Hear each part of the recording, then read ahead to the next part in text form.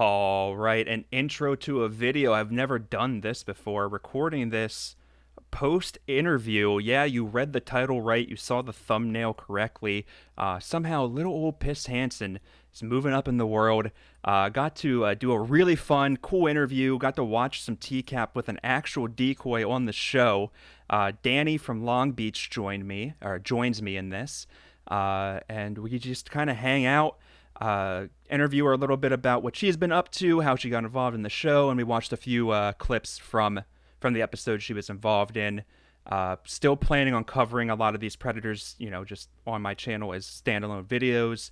But this is a fun treat, not just to you guys, but to myself. This is really cool. If you would have told me, 8 months ago, a year ago, that I would be interviewing a decoy from the show, I would have politely told you to put my fries in the bag and shut up. That's just who I am. But I've rambled on enough. Let's get into the interview. Thank you guys so much for the continued support, and I hope you enjoy it. All right, we are recording. So I guess first thing I'm going to ask is probably the question you've been asked a million times. Uh, so how did you kind of get involved in all of this? I mean, it's not really something you go. I assume you don't go to like a casting call. to be, Actually, you're oh, wrong. wow. Okay. It was like a normal audition. I got sent in by my manager and my agent. So I mean, essentially it was a casting. And I remember seeing like a few people in the waiting room and kind of being like feeling it out like, could I do this better than them? You know how you You're like right. you sit in the room and you're like, could they play this character better than me? I don't know. I need to up my game, make you nervous.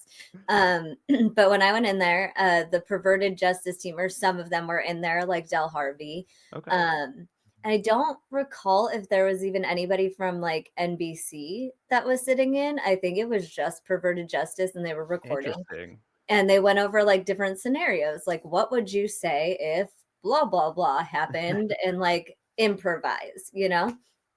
And so I just did some talking and improvising and in a different way, because in the audition process, usually you audition and then you hear nothing and think you don't get it. And then suddenly, like a month or two later, they're like, you got the job.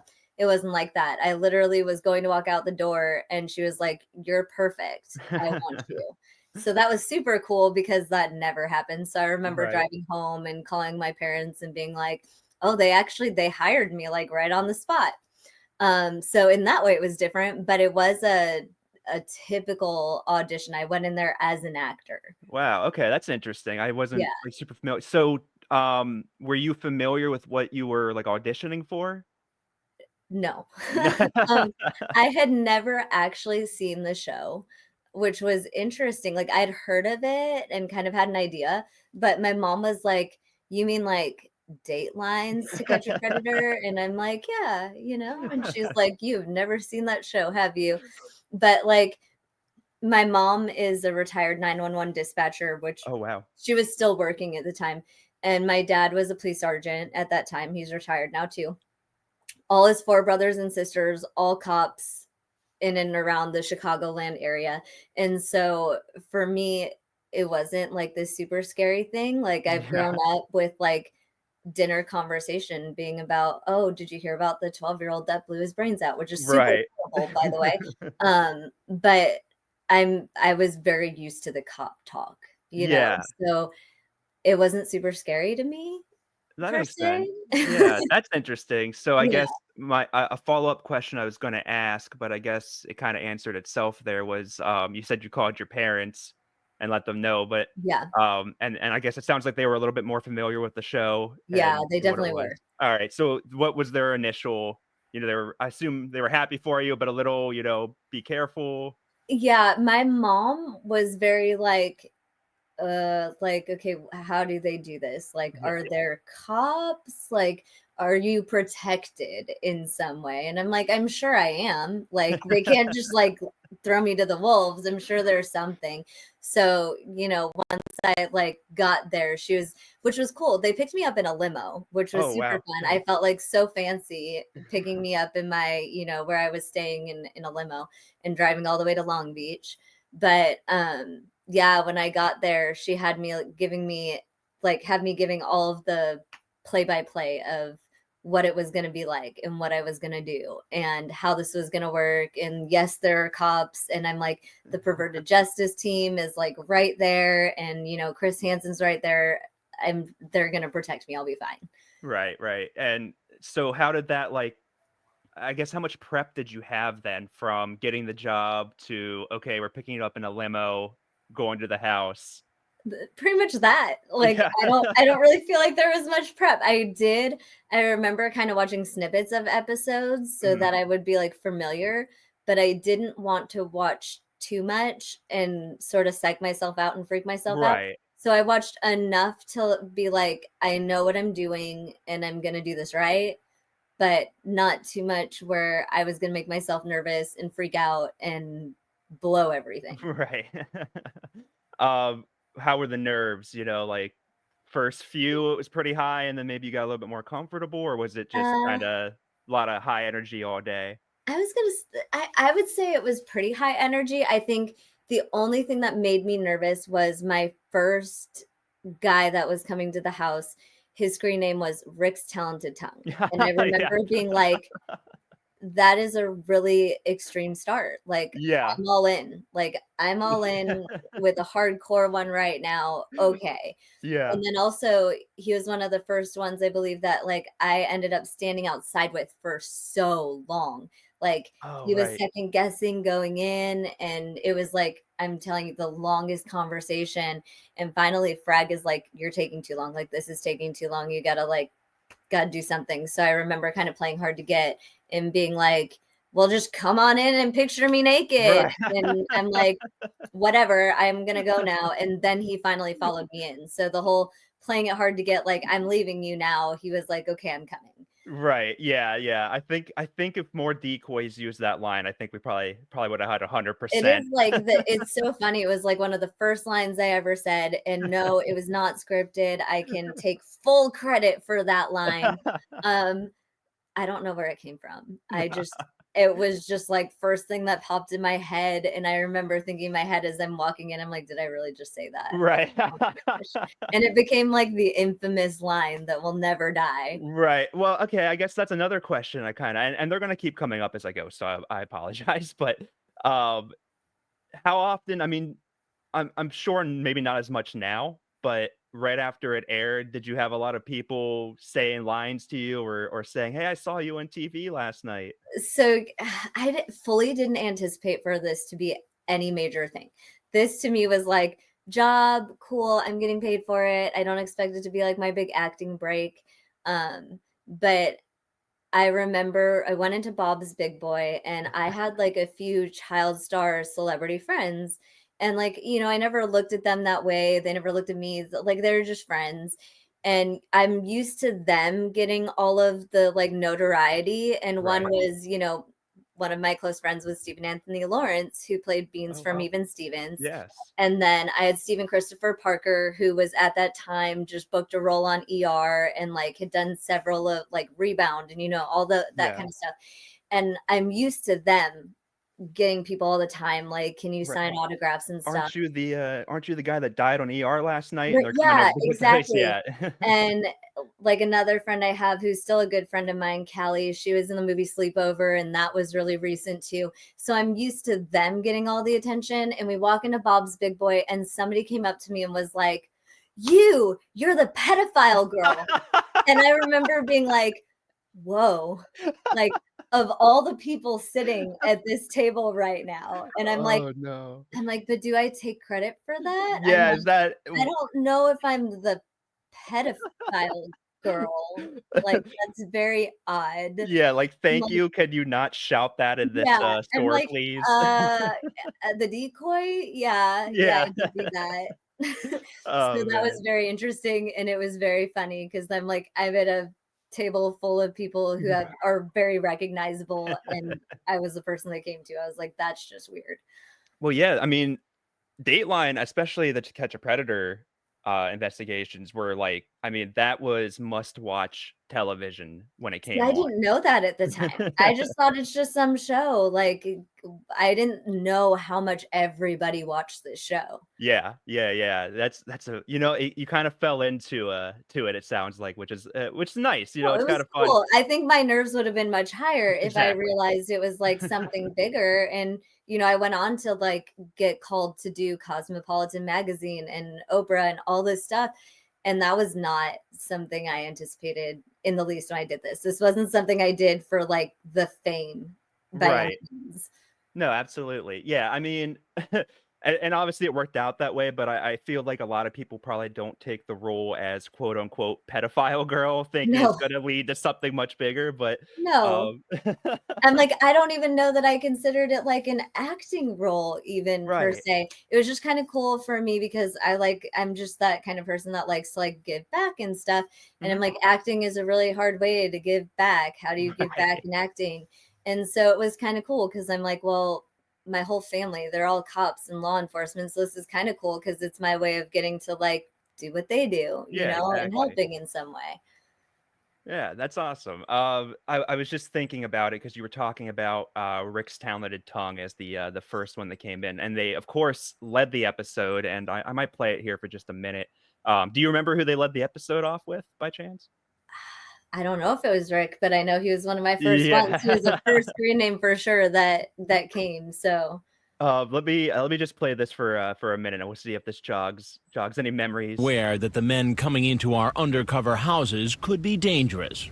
Now stay there. We don't want to send you out yet. We just don't. But as we set up our To Catch a Predator operation in Long Beach, California, the very first man who arrives has us especially worried. Whoa, whoa, whoa, hold on. Here he comes. He's coming. Head to position 3. 29-year-old Michael Warriker, an unemployed computer technician, uses the frightening screen name, "Can I Rape You Anally?" yes, I Yes. remember that. So yeah, that was when I think back to the show, this is definitely a screen name that sticks out to me. Yes, I remember there were, and he was another one. There were those couple, like I said, that their screen names I will remember forever. He's one where I was like, what did I get myself into? Like, How how much did you get to kind of study up on the Predators before you had to go meet them? so they would give us a chat log, but Mhm. like it was like a condensed version. So we didn't get all of the chat log. They kind of just wanted to give us the highlights, like talk about this and talk about this and go. Yeah. So I would read more into the chat logs after they left Okay. because personally I think they didn't want to freak us out too much by having us read the entire chat log because I remember some of them were so graphic, like I'm gonna Oh bring yeah. my dog so you can Yep. F my dog, and Yep. I want to like lick you and rape you and all this stuff. And they're like, okay, that's probably not good to give to this little like baby adult decoy Yeah. who's, at the time, which this is funny, my best friend pointed this out and I never thought about it. I was a virgin till marriage. So I had never had sex at this point, and I saw more penises in this set, pictures of penises, I should say. That sounded wrong. I didn't see anybody's penis No, no, I gotcha. on the set, but like almost every single one of the predators sent pictures. And I Yeah. remember there was one like he had Coke cans stacked to compare the size to the Coke. And I remember being like, I have no idea. Do they really have like dicks this big? I don't know. I've never done it before. You know what I mean? I was like, I waited till marriage. So at that time, Oh, no. I had That never almost seen a penis before. So now yeah. I'm seeing like a multitude of penises and so many pictures. And they're like, oh, look, he sent this. Like these men all legitimately sent pictures and like implicated themselves in pretty heavy ways, Oh, more yeah. than even the show shows Oh, as far yeah. as catalogs go. We've read a few of the chat logs, over here, and, you get about maybe 6 lines in before you're like, "Oh, okay, that's a line I never thought I'd read another or, Mhm. read from another Yeah. human being." And then you remember, yeah, he's sending it to a child, which is just, Well, "Can I Rape You Anally" was the chat log I remember was pretty graphic. He was one yes. of, like, the really, really graphic, almost violent, Oh, yeah, he wanted I to I believe Catalog? he wanted to, like, cut her and suck on her blood Yes, and, like, that. yeah, a lot of bondage Yeah, I and yeah. remember being like, this is so hardcore because these first few that I got were just so graphic. Right, right. I have another I kinda wanna Mhm. save it for when we have a better example of it, because there is one I don't know if he's in part 1 or part 2, I didn't do my homework here, unfortunately, but, there is the one, predator, he's younger, I believe his name is, like, Paul Clemente or Clement or Mhm. something, he's the one that hides his head in his Yes, oh, shirt. yes, yes. And so I was gonna Yeah. ask, were there any of the predators I mean, obviously, you know what they're here for, you can kinda categorize them a little bit differently, but they're Yeah, all here to commit a yeah. crime. But are there some that you kind of felt a little bad for in a way? You know, maybe not like, "Oh, they shouldn't be in trouble for this," but like, I don't know, maybe they shouldn't be Yeah, exposed on yeah. TV, this guy's Well, the one that crying hit his head, I didn't feel as bad for, I just kinda thought it was a little bit funny because I'm like, "You had a camera in your face for so long, the whole I had time, no right? idea that we already saw your face for the last, like, 10 minutes before this happened." Um, but yes, like, I remember, like, the Nickelodeon guy Oh, yeah. Mhm. with the that had the Nickelodeon job, and there's one other one similar to in look to him, and I remember looking at them and thinking, "We're not that far apart in age, Yeah. yeah, in real life," Mhm. and I'm like, "They're cute guys," and, like, they're people that I would think to, like, date if I were Right. to, walk around and meet them in public, and I'm like, it's just crazy to look at the chat logs Mhm. and realize they're talking to like 11, 12-year-olds or what they think are 11, 12-year-olds, and then looking at them and being like, they're cute guys. They could get somebody their age. Like Right. they would have no problem going out in the world and getting a date and, you know, doing things in real life with people their own age. So it was wild to me, like, why are you here? Like Right, you're right. ruining your life, but you could be getting that from a grown adult and a woman that's decent looking, like, it didn't make sense to me. I'm like, I Yeah. would date these guys and have no idea that this stuff is going on in their heads. Right, yeah, and I think that's the, great point that Chris makes, quite often is, like, these guys look like anybody, you know? There are a handful of them throughout the show where if you saw them in public, you might think, "Ah, that guy looks like he might Mhm. Oh, be one yeah. of those," but for the most part, they're just No. normal looking Yeah, men. it was very eye-opening to me how many were very normal looking, very much like, wow, if I saw them out in public and they asked me out on a date, I'd probably say yes, like, without having any knowledge of what's going on in their heads till you see their chat logs, and they're horrible. Right. Did the show make you kinda look at things like that a little bit differently as you got older, maybe did start dating and stuff like that? Did you start to wonder, like, "What's this Oh, my guy's favorite question. internet history Um, like?" You don't have to answer if you don't want, but should it have? Yes. Did it? No, That's fair. because like a year and a half after To Catch a Predator, I met my now ex-husband, but my husband for a decade almost. Uh-huh. Um, I met him online in Long Beach. Oh, no. Not even kidding. And I went to him to his house. And he knew who I was. Well, he figured it out after we had talked for a while because he had been the one to reach out to me. But like once he realized I was the Catch a Predator girl, and his brother is the one that actually told him, he kept like on the way there being like, This isn't like a setup. Like Chris Oh my Hansen is not god. coming like this." And I had to convince him, like, no, that's not what's happening. The entire time I'm not thinking this could be like an old 50-year-old man and you're Right. about to get kidnapped. Like you would think that would cross my mind. It was in Long Beach. He was living in like it was insane. Like That's every time, and I remember I lied to my mom about this. I was like, "Oh, I met him at a coffee shop." Um, but like once it was okay, we finally told her the truth. But no, I knew it was bad and I Yeah. still did it. Oh, Luckily, it that's worked out. We had 4 kids, we got married, all of that. We're divorced now. But for what it is, we had 4 beautiful kids together. So it all worked out yeah, and no, we it got kidnapped. But yeah. it was not smart. I don't recommend it. And I should definitely have learned my lesson from doing the show. Right. No, I find it funny too that he also had a similar like, okay, I should be kind of nervous too, because Uh-huh. last time I Yeah. saw you in Long Beach, you were getting men arrested. Uh-huh, So exactly. I'm like, "You did tell me that you are 19." I'm like, "I swear I am. I swear." Oh, that's too funny. I'm gonna play this just a little bit further, just so we get a little bit more interaction here, and see if anything kind of jogs your memory from meeting Michael Worker face to face here. He thinks he's coming to meet a girl who said she was 13. Okay, open up the door. What Warwicker apparently doesn't know is he's really been chatting with an adult decoy from Perverted Justice. That's an online watchdog group Dateline uses as a consultant to do what it normally does. Go into chat rooms, mostly on Yahoo and AOL, set up computer profiles, and in this case, pretend to be children under the age of 14 who are interested in sex. Okay, that's cool. There's a giant chair they had you in there. I just Yeah, well, I mean, I'm such a tiny person, and I'm like, that makes me look like so much more of a baby. yeah. In his online chat, Warwicker tells the decoy maybe we should hook up and says he would like to have anal sex with her. The decoy says, ouch, I think that would hurt a lot.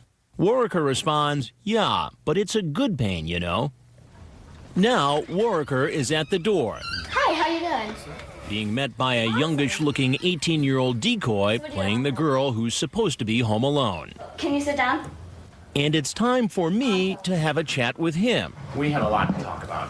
I think I did see a little smile on your face as Chris comes out for the interaction there. Okay, well, one, I have my feelings about his wording with the youngish looking 18-year-old. What do you mean? I looked like I was like 11. Yeah, Stop. the overalls with the stripe, they definitely did make you look as young as The possible there. overalls. Yeah. And by the way, everybody on Reddit is like, her Oshkosh overalls, they were Tommy Hilfiger, they were not Oshkosh. Just so y'all know. That's why we have you on. We need the inside Right? scoops here. If anybody can like just zoom in a little, you'll be able to see. So I guess the setup was that Chris was hiding out kind of behind that glass window or a sliding Yeah, glass door so there. he like we had different positions, and he would hang out like tucked back behind like the hot tub and all that. And then there was a door that goes into the computer room, which we called home base. Okay, gotcha. Was it a pretty I mean, I assume they rented out the whole house, but was the whole thing Yeah. kind of a tight, operation in a few small Yeah, rooms? I mean, we all pretty much hung out together at home base. It wasn't a Mhm. super small room, but I mean, there were a lot of us, and we joked a lot. Somebody had a birthday from Perverted Justice, so we celebrated their birthday in between all of the different predators coming through the door and stuff. It was fun. That's a It was birthday to actually a lot of remember. fun. All right, let's get a little bit more Michael Worker here, and then we're gonna skip ahead a little bit. Though my arrival doesn't seem to faze him one bit. This is Punch, right? Yeah. What are you doing here? Hanging out. Hanging out. Oh wait, actually, that's a question. How was the punch on I set? was going to say this. I'm so excited for this. I don't know if I've said this in any other interviews. So the punch is like, we made it taste bad. So Oh, yeah. it was like, we didn't like poison it or anything, obviously, but like we would like water it down so bad, stick a little salt in there. Like, will they really drink this? But they would nervously drink it and like chug it. And I'm Oh, like, that's oh gosh, it tastes so bad. Funny. I never Like knew one day that. was like tang, and so like we watered it down and made it all weird tasting. Like, let's see if they actually like drink this, and they all go and chug it, and I'm like, they're so nervous, they don't even care what it tastes like at this point. Oh, that's such a good. I never knew that. That's such a Yes. good. It was like, the thing is, like, I know some people look at this as it's not a joke. This is like serious. And yes, it is. But you have to consider us as like decoys and like even the Perverted Justice team. We all have to keep it kind of light in the in between, because if you don't and you get so caught up in like the seriousness of this and like how extremely dangerous it is, you start to like freak yourself out, and Right.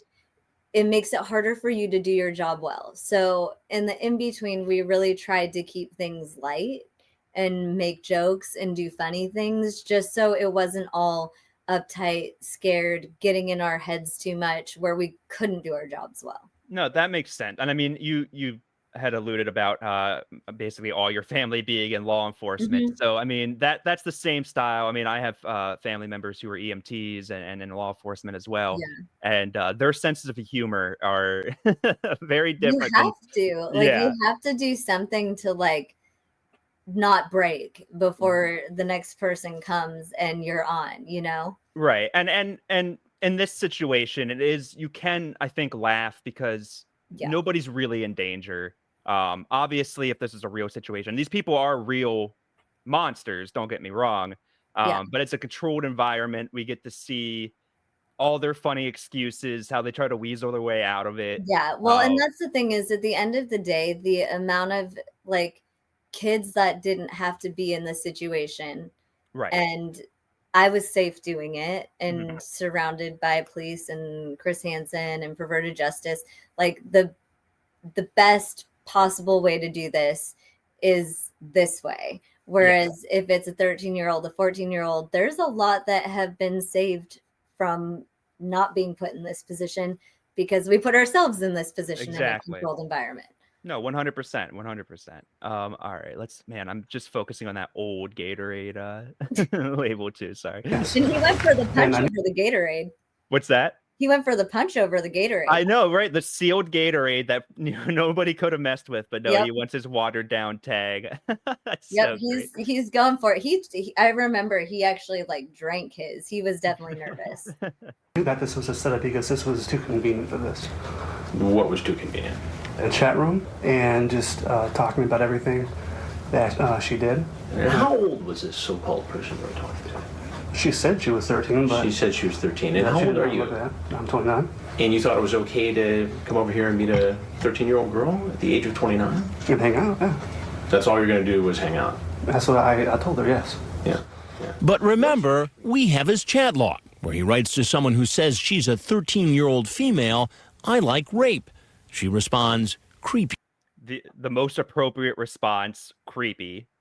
Yeah, I mean, like it probably is for the best that you didn't get to read the entire chat logs before meeting these Yeah, people, no, but that I like, remember reading his after the fact and yeah. being like, wow, had I known that, I would have been a lot more nervous because obviously in his head, he is dangerous and violent and messed up. And hopefully he never got to do that to anybody before this point. No, and actually, you probably aren't aware of this because you're, living your normal life and not obsessed with this show like some of us are. But I do read updates on some of them here and there. Michael Worker actually passed away last year, I believe. Oh, wow. He was still living in like a home owned by his parents or something. None of these people have great lives after the show, which is good. But yeah, he did actually just pass away pretty recently. That's crazy. He was young. Yeah, he was young. I want to say he was like younger than 50 when he passed. He might have just hit 50 maybe. But I believe he was like overweight, had some heart conditions. Wow. Well, because if he was 29, I was not even 19 at that point. So that would mean he's about 10 years older than me. So he would be like 47 right now. Yeah. 48 maybe. That's crazy.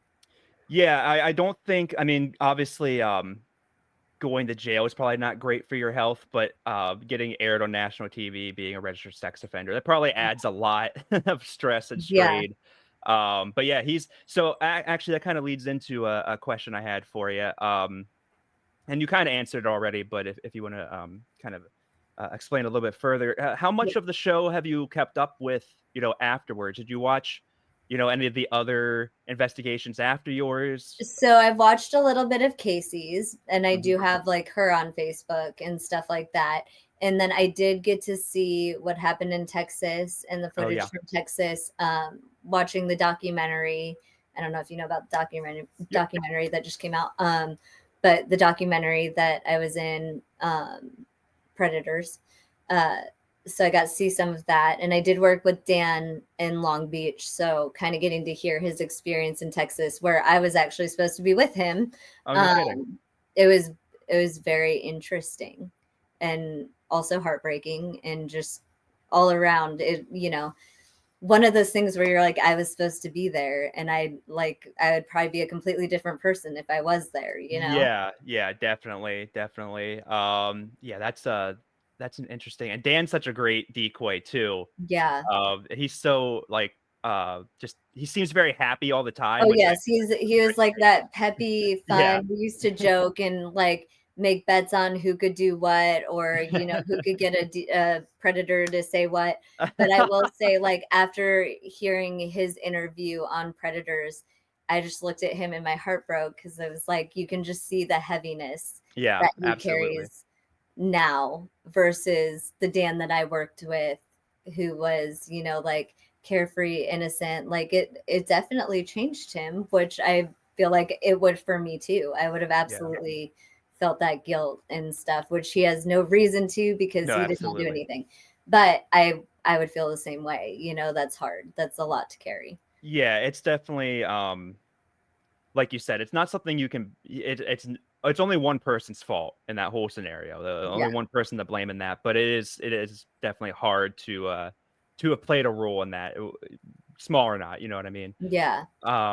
But yeah, so on a lighter note, you said something that I kind of enjoyed too. There were some types of like bets in the background, like, oh, can I get a Oh, yes. predator to Yeah. say this? Yep. That's I love that. Well, there was the whole maybe it was Riverside, I don't remember, where one of the predators came in naked. Yes.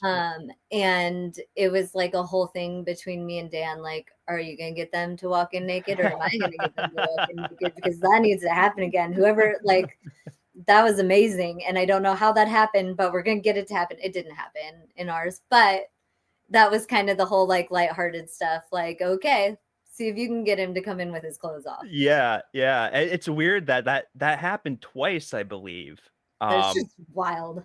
and then another predator on Chris's new show, Takedown, another one just did it. So it Oh still my happens. They're gosh. they're still falling for the old tricks, it seems. Like, Insane. and it's funny too, because so many of them, especially on Takedown, like the newer show, Yeah. they know exactly who Chris is. They know exactly what To Catch Well, a that's what I'm Predator saying. is. By now, like, Chris is like a legend. So I feel like I don't know how he manages to still get all these stings Right. and all of this. So, like, he's so successful. No, absolutely. All right, let's skip ahead a little bit here. Yeah, Mike. I do love seeing them get arrested, but we'll skip ahead a little bit because there is one oh, this Seabird. guy. Yep. Yes, Michael yep. I wanted to Seabird. do him. Let me. Oh, I guess 3 he's next. Right? days. Who's out here? Just me. Later in our program, you'll see So, Siebert, were you aware that he had been caught before? Yes. Okay. So I was the scary decoy that, like, Frag, you know, from Perverted Justice. He had to rein me in all the time. And he was like, Dan, you're gonna give me a heart attack. Actually, they called me Ellie on set because back then they tried to make it like locked down so nobody could figure out who we were. And then somebody Okay. put us all out on IMDb, and then I was like, well, screw it, it's fine. But he would be in my ear and he's like, do not let this one get close to you, because I had 6 in the Long Beach sting that hugged me and then one that kissed me. The subway Oh. that kissed me came in for a kiss. But he was like, this cannot happen with this one. Like, Yeah. you need to stay back. So he yelled at me to go to a further back position than what like he normally would. And he was like, I'm telling you, this one's dangerous. You cannot mess with this one. You need to like stay far away. So they were very on me about Michael Siebert. Yeah, and you hear all that from Frag, and you're probably picturing, something much different to come through that Yes, door. absolutely. It's And Michael like they Siebert. had caught him. He couldn't come to the first day of the sting because he was in court for being caught at Riverside. Right, right. Unbelievable. So it's so crazy. Let's play this one out a little bit because this one is a very interesting interaction a here. first for us. Someone who showed up at one of our earlier investigations unbelievably shows up for. You can see the distance. Mhm. That that If you you can watch me in any other one, I'm like over on the side of the counter with them. But they were very much like, you plant yourself in that position and be at least a few feet away. Yeah. Was it always kind of in the plan that like try to keep the predator and at least this table length away from you? Like, Yeah, for the most part, like they started having to give me like some more detail because they're like, you're making me nervous, yeah. and they're all hugging you now. So we gotta like back off a little. But I'm like all in, like, let's do this. I want to get him the interview. Like, let's make it like make him really believe that this is what's happening right now, you know? Yeah, so you were like you weren't nervous really at all. You were just trying to get, the Yeah. best work. That's Like really at the end of the day, I knew that if nobody else, Dell would have like taken a bullet for me. So right. I wasn't concerned. Like Dell was so hardcore, she would have taken a bullet for any of us. Oh yeah, I feel like if I was in a house with Dale Harvey and Ron Knight, Chris's security, I feel Yeah. like Well, I think I would feel Chris very too. safe. Chris Yeah. definitely got like, pretty angry at some of them and was like got protective for sure. For another visit. You know, you look familiar to me. Oops.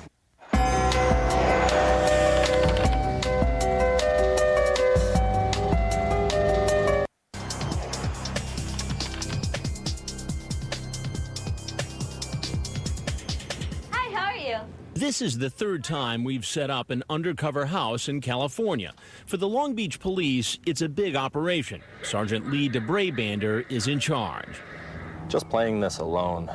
Okay, yeah, he's gonna talk about perverted justice for a minute. Let me just skip ahead a little bit. Oh yeah, that was another. They were making like Craigslist Yeah. ads It about. was so dumb. I remember they were like, they outed us, and this is going to mess us up because they put it online. Like, even before like Facebook was big and all of Yeah. that, they outed us that we were doing a sting. Like, why would you do that? Did you guys discover that like in the house while Yes. actively? Wow. Mhm. Okay. And Yeah. it was just kind of a scramble, or it was just Yeah. like. It was pretty Okay. much just a like, shoot, we're going to have to try and like do this and hope none of them see. Wow. I wonder how somebody even kind of knew what was going on I to. mean, you could kind of tell, I would think, because like the trailer full of cops and Yeah. the random arrests happening. But like it was within, I want to say the first day that it was like, well, shoot, the show must go on, but Right. hopefully none of them see this. Yeah, I assume if you're, living on the block and you see, you might see some vans with like Yeah. studio equipment rolling up, but you see Mhm. Chris Hansen walking inside the door, you kind of have an Exactly. idea, what's going But on. why would you put that out there? Are you No, wanting the exactly. predators to have a heads up? Like, you shut your mouth and let us do what we're Yeah. doing, then you can announce what you saw later. Exactly, yeah. Yeah, I think if, nowadays, well, obviously this person kind of sucks. They're just trying to help the predators, but I think more realistically, you would just have somebody outside with like their smartphone just filming the whole thing from the outside or something. Yeah, I Um, mean, to go do that, I would do that. I mean, yeah. I'd be all about, but I'm not gonna put it online and like blast No. it because you want to let this be successful. Yeah, And yeah, it's for exactly. them too. I mean, the people in the neighborhood, they all live in Long Beach. Don't you want like the sexual predators to be caught in the Exact area? That was like the weird part about Murphy for me was they were having like marches around the block way before any of the, Louis Conrad stuff happened. People were having marches and like town hall meetings about NBC. And I think Chris said the line like Murphy was the safest town in Texas that weekend when they were there. Like I don't see the problem. That always confused me. No, it doesn't make sense. It's not anything but a benefit to everybody living there. Exactly, exactly. I'm just trying to. Okay, so they teased us with Cybert, but we're gonna get some other people. Did anybody ever go into the pool or the hot No, tub? no, no one went in the hot tub. We didn't get that far. That's unfortunate. I know that was always Chris is always looking. Well, I don't know if it was Chris or Lynn Keller or NBC, but they're always looking for new wacky places to catch the predators in. Yes. Oh, Sugar Davis. Yeah, let's do some Sugar He's the Davis. weed guy. I Yeah. remember. I didn't know anything about him because they were moving so fast and they were coming in so fast. And they're like, Danny just mentioned weed. Like that was it. That's what I got. I didn't get to look at a chat log. I remember it was just, don't forget about the weed. I was Yeah, like, okay, because I sometimes it moves so fast, and we had like 3 at one time at one point. So sometimes I was just thrown to the wolves, like yeah, figure it out. I would imagine the night, like once it started getting dark is when it would start, they would start coming in one by Yeah. one, just nonstop. During the day, I feel like you have a little bit more Well, we time. had 3 during the day, one that ended up through the backyard, one the side door, one the front, and it was very hard because they weren't supposed to come at that timing, but then they did. Oh, okay. Yeah, and nobody's prepared for that. No. Were they aired? Did you guys get an interview with them? Yes. Okay. So, I don't remember if they all got interviewed, if I talked to all of them, but it was like a whole fiasco. You meet them at the door, you meet them at the side door, and one's in the backyard just getting arrested. Oh my god. Oh yeah, that's another great. There's so many where somebody's getting arrested in the backyard while the next one's walking through the front Yeah. door. Well, we were surprised that the 3rd one even came because you would think he would have seen what was going on with all the commotion of side door, backyard, but he still came. Right. All right. Let's Sugar Davis mention weed. Not bad. Good. Nash was told he was chatting online with a 13-year-old girl. He talks about getting naked in a hot tub with her, smoking marijuana, and putting oil all over each other's bodies. That's apparently why he's decided to come inside. Come on in. Are you excited? Hey, I'm excited. I love your energy compared to his. He's so nervous. He's yay. Yeah. That's like my favorite. Yeah, like you could tell he's like, I don't know if I'm gonna get caught right now. Yeah, I it's hard to tell people just from like the brief window you get to see him on here, but I'm gonna guess that he didn't have a lot of confidence to begin with, and then No. I don't think he ever thought he'd get in the front door. I assumed he probably thought, okay, I'm gonna pull up and probably just get tackled by police, and now he's here. He's like, oh shit, okay, yay. Yeah, he didn't. I don't think he knew like quite how to respond at all. Yeah, it was definitely a long drive, coming down here and stuff.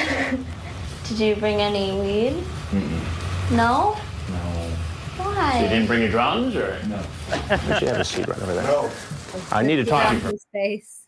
Yeah, you could see It the was turn. a total deer in the headlights moment when Chris walked in. Which I feel like's the only appropriate, if you know you're doing something wrong, especially this wrong, and then you see Chris Hansen, that's the appropriate response. Yes. No, giant I eyes heard, of I blood. listened to an interview with Chris and Howie Mandel, and he was saying like it's so wild that these people stay and talk to you, especially knowing who you are.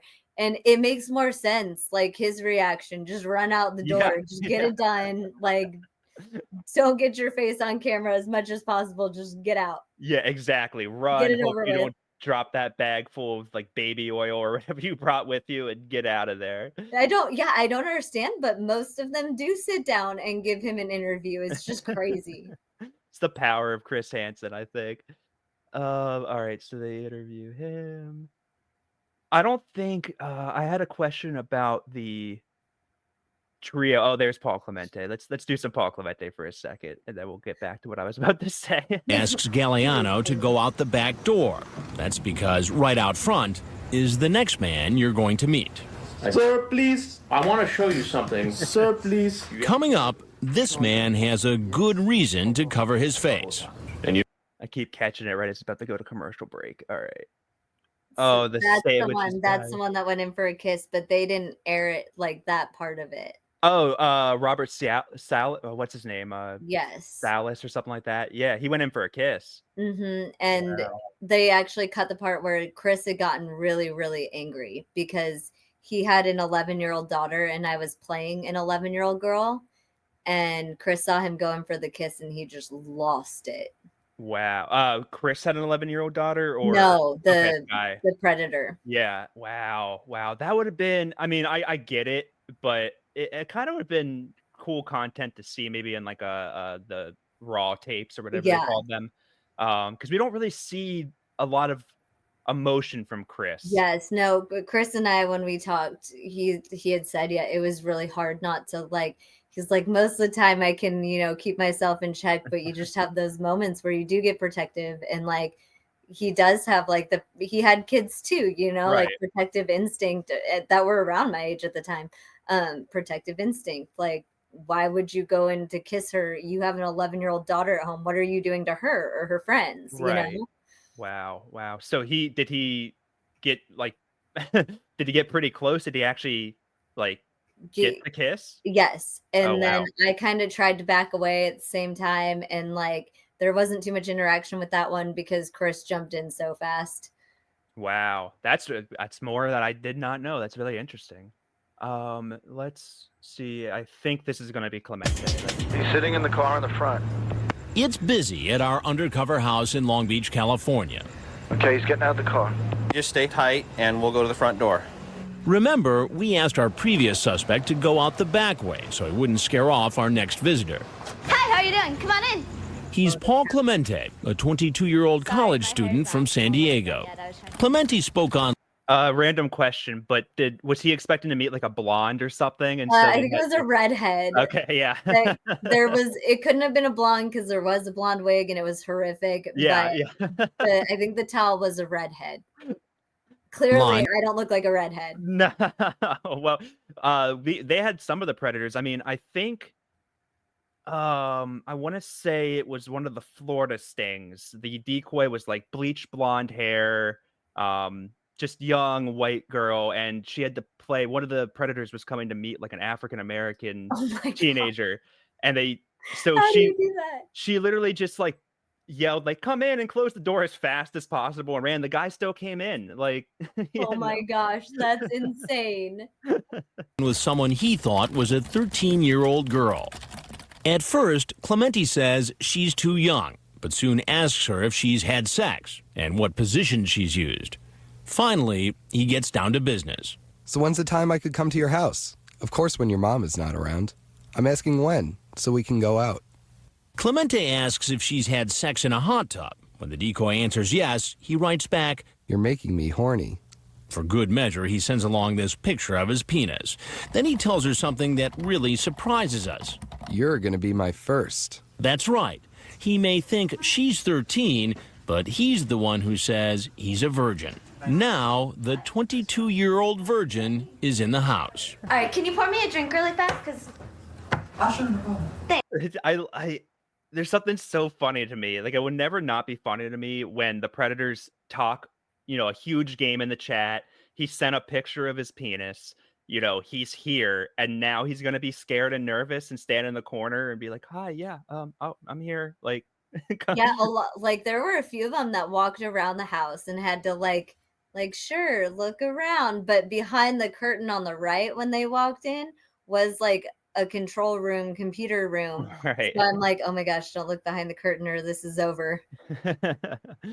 thanks. Awesome. Yeah, I'm just gonna go get my hair ready. I'll be right back. Take your time. I'm excited, by the way. Me too. So you excited too? How you doing? I'm sorry.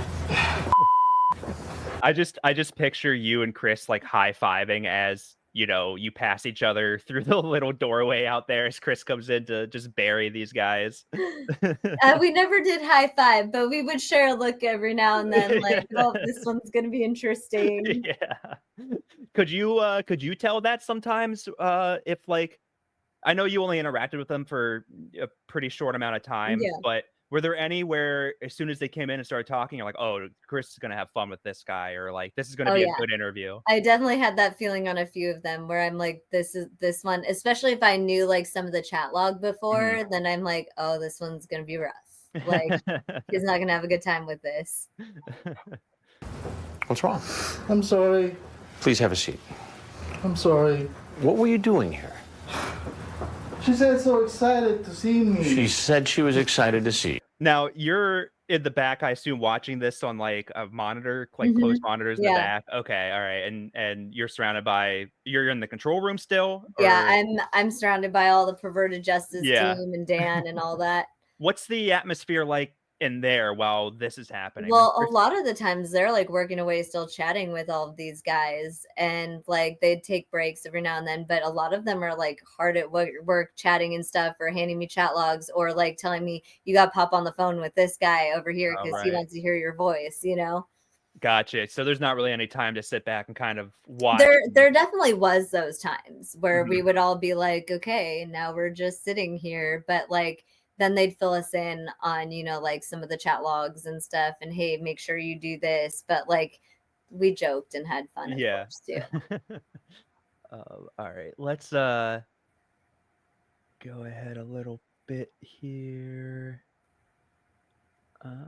Okay, yeah, we'll do since this is a memorable one.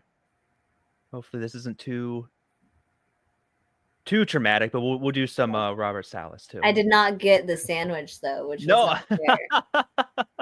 Everyone asked that. I'm like, no, I did not get to eat the sandwich. Yeah, I guess I was curious about that too. Is yeah, when the decoy or when the predators bring stuff, I I guess guess that it's goes into more evidence. because the police like make sure that there's not like something sketchy in Right. there that they're trying, because they could have been like slipping me a roofie, you know? Right. No, yeah, that makes sense. And it makes sense to keep it for evidence too, but you're not going to throw like, Subway sandwiches in the evidence locker until, the trial. Yeah, That's I'm not like, going to if be we good. can check it and give it back, Yeah.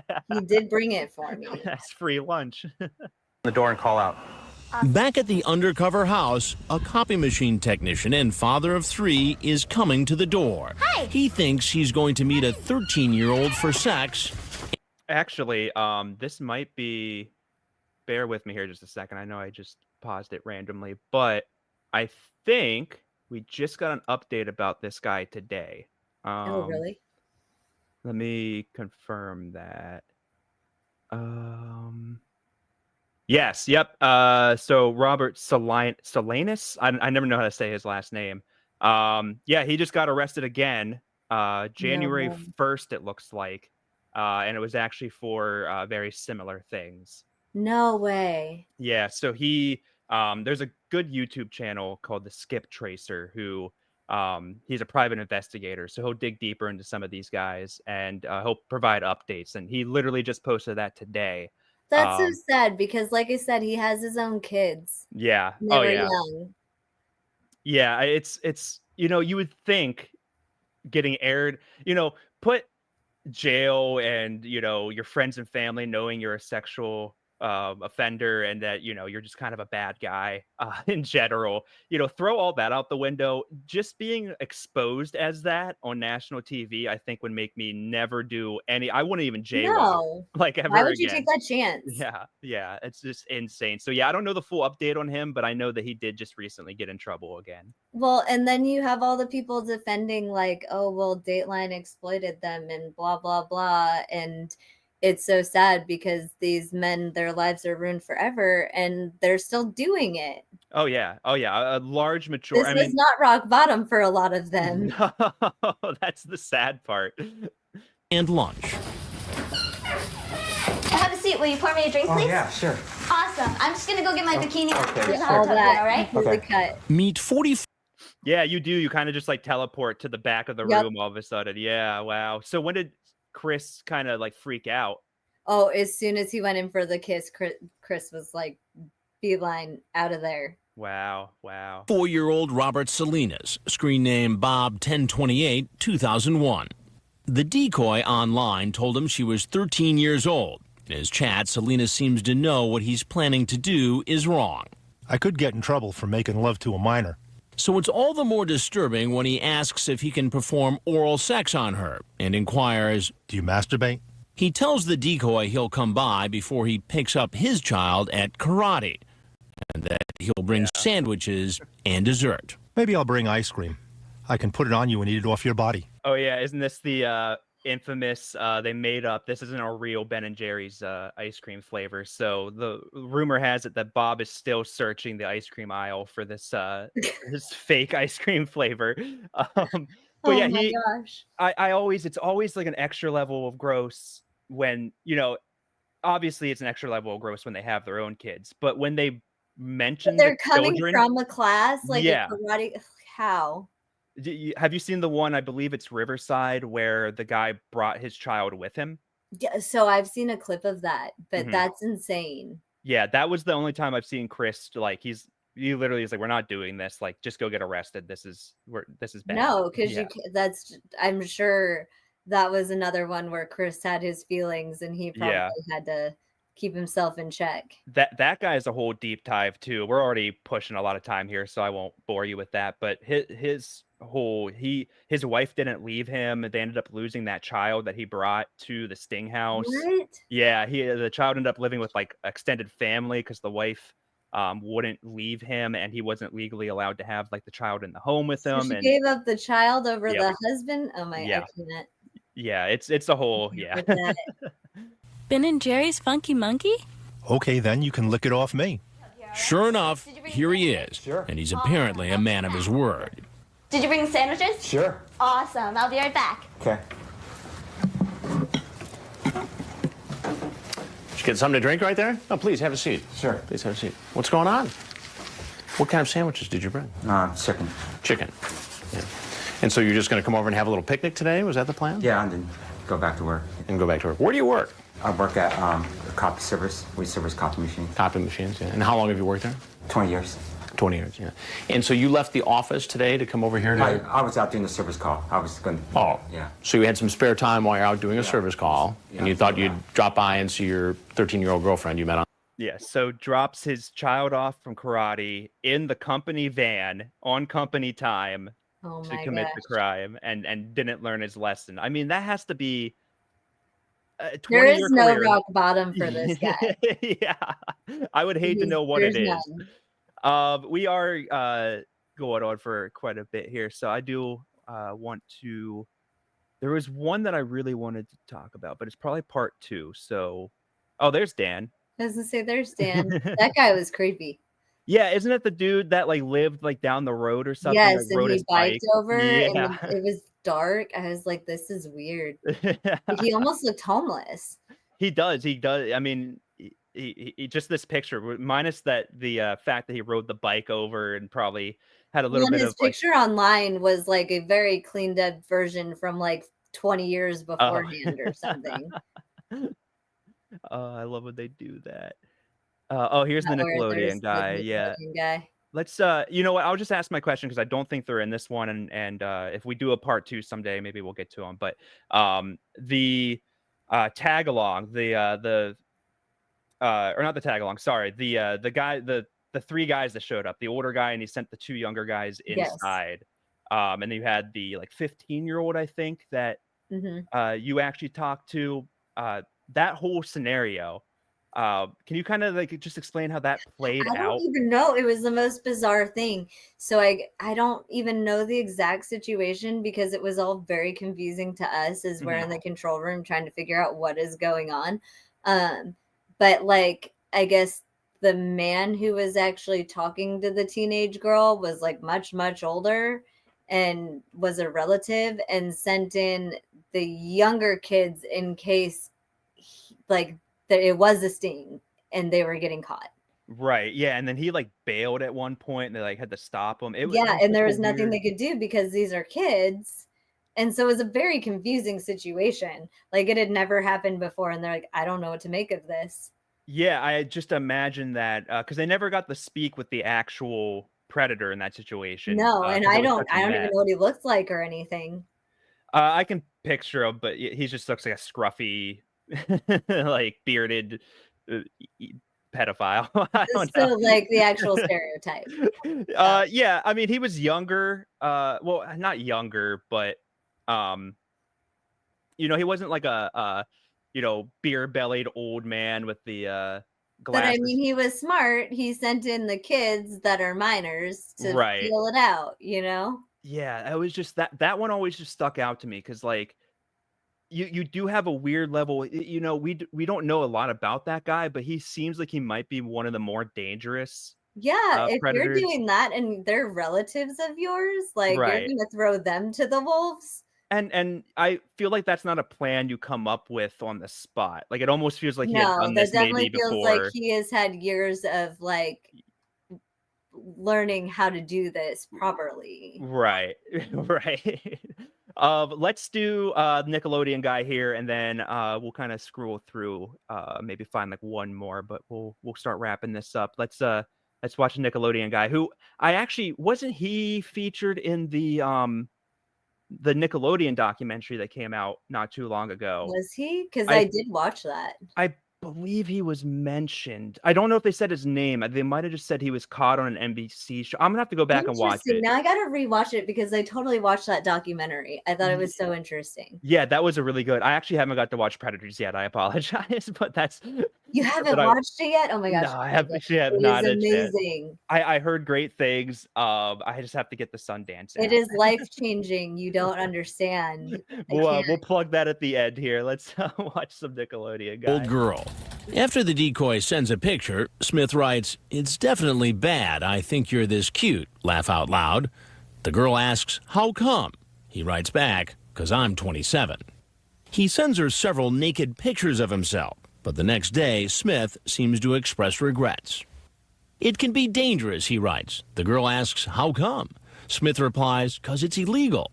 Over the course of 10 days, Smith sends her links to 40 pornographic videos showing everything from oral sex to sex among multiple partners. He tells her when he comes over, he wants to perform oral sex on her. And now, here he is, walking into the house. Hey, come on in. How are you doing? Good, how are you? Was his hair that bright red in person? Yes, it definitely was. And I also didn't catch the first time that he wrote the word illegal wrong. Yeah, That's I saw very that interesting. Awesome. Good. I made us some drinks. Awesome. And we have a hot tub. Awesome. I really liked your videos, by the way. Did you really? So how have you been? I've been good. It took me like 21 minutes to get down here because there was so much traffic. Are you serious? Where do you live? North Hollywood. Oh, that's not bad. We had a lot to talk about, you and I. Why don't you just have a seat right there, please? Were there ever moments where you were just making chit chat with the Predator and you're like, "Okay, Chris, anytime, feel free"? Like, Yeah, a couple of them. Like I said, like Rick's talented tongue went on and on and on outside forever, where I was like, at any time we can call this because I don't know what to say anymore. But this one, like I said, he was like decently cute, looks all innocent and sweet. And I did have a moment of like, maybe he's not that bad. Like Right. maybe he is not that bad. And then I remember them being like, no, the chat logs and like showing me and like the videos and all that. And I was like, oh, never mind. Like, that's insane. yeah, no, You would not exactly. know looking at him. He looks like this little innocent, sweet 20-something. Right. Yeah, No. it doesn't look like it hurt a fly. He's only dangerous around a bottle of like red hair dye. And outside of Yes. that, he's totally normal. But yeah, then you get those weird full body nudes and what he sent like what Just so 49 links to Yes, pornography? it was like some of the like I think he might have sent the most footage and pictures and things of any of them. And I was just shocked. Wow. No, I need you. Seriously. I have to go. I'm sorry. You're going to want to talk to me. I'm sorry. Trust me on this. Now, you work at Nickelodeon, huh? No. You don't. What's your name? Get on the ground! Get on the ground! Get on your knees! Put your hands back your head. Back your head. On your knees. Both knees. Both knees. I really wasn't going to do anything. Stand up, Dani. I swear to God.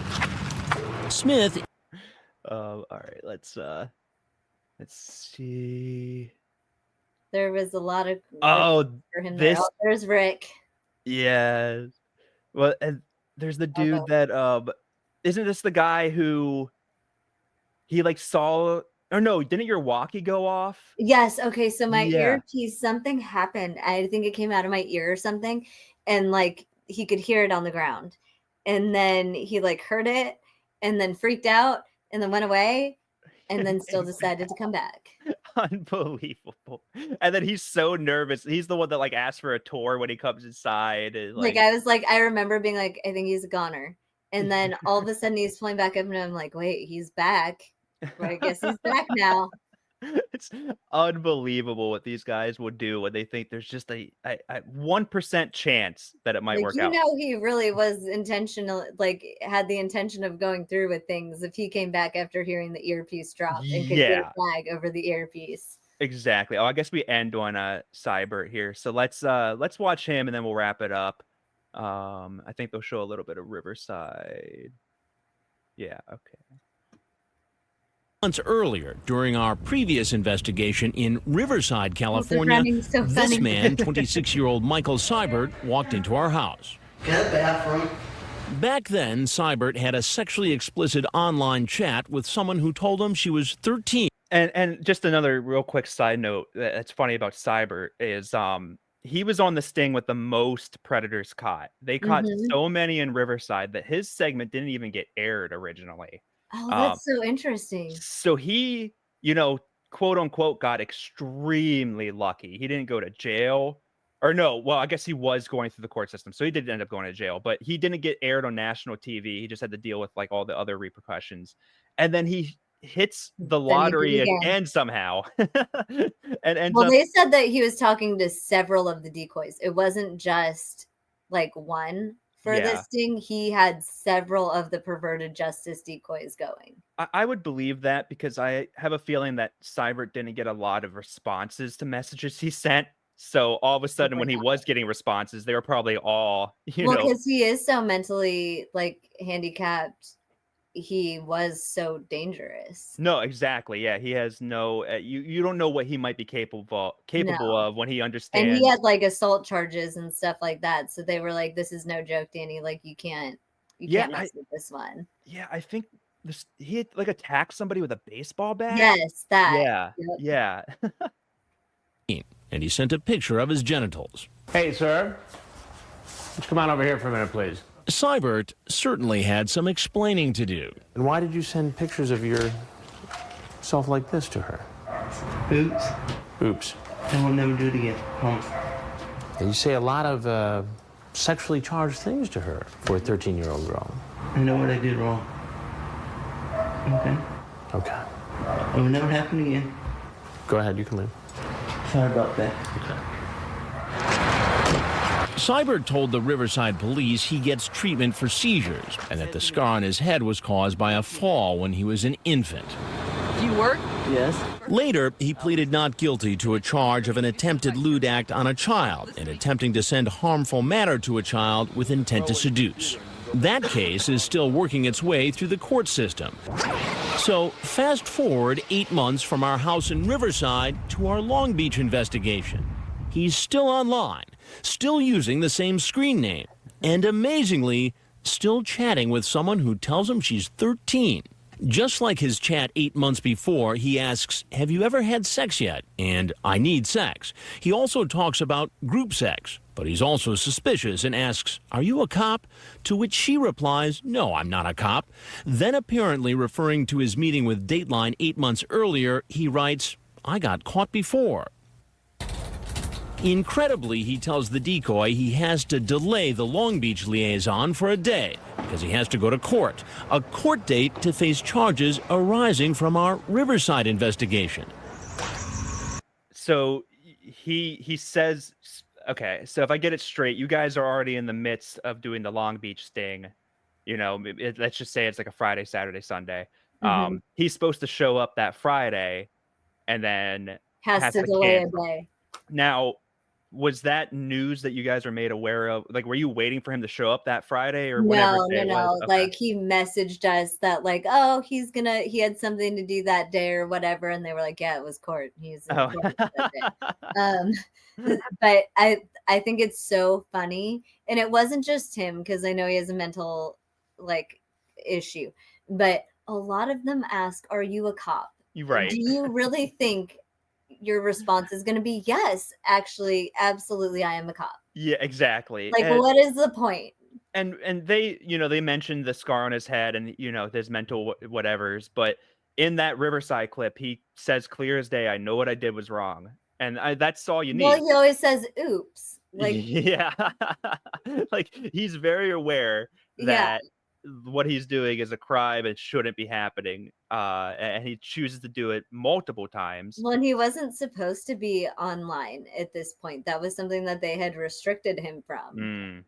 That makes sense. Yeah, I'm sure. I don't know off the top of my head, but I'm sure they threw the book at him. And I know a lot of Long Beach people. I think when we looked it up, it was a really pretty heavy sentence, which I was very surprised because of his mental handicap.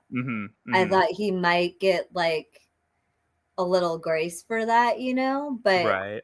I mean, he is dangerous, so that's a really hard balance. Like, right, and he has the record, and you know, like like like I said, he knows what he's doing is wrong. It'd be one thing if he had no understanding of like what was happening around him and he committed a stupid crime, but yeah. to say oops and I know what I'm doing here is wrong, sir, like you kind of throw all that defense out the window then, Yeah, I in don't my opinion. I mean, he was obviously like not that of a normal 20 something, Right, but right. old enough to Yeah, know right from wrong. correct, correct. But the very next day, Hey, come here. here he is. Okay, we're not messing around with this guy. You do not See? let him Yeah, get yeah. within 6 feet of you, 8 feet Greg of you. was ready to slap him. Just me. Promise, my parents are gone. You know, you look familiar to me. Oops. That's right. Oops, he's done it again. Michael, right? Oops, sorry. I love Do you remember this. who I am? He's done it again. Can you just go? What are you doing here, Michael? I'm sorry. You were just in court on Friday, right? Mm-hmm. And what happened in court on Friday? He said more time. More time before the next court date. Yeah, I'm sorry what I did. Okay. But you got to explain to me why or how you thought it was okay after having a court date stemming from our last visit, and then within 24 hours you show up at this house to meet another young girl. It's like you can tell that even Chris can't believe it. Yeah. You know, Well, you just got in trouble. You were just in court. That should be screaming at you, don't do it. all right, let's finish that. What are you thinking about? Now you know. I know it. You know what you said online, right? Yeah. How old is this girl? Don't know. 13. She told you she was 13. Yeah, and I told her to go away.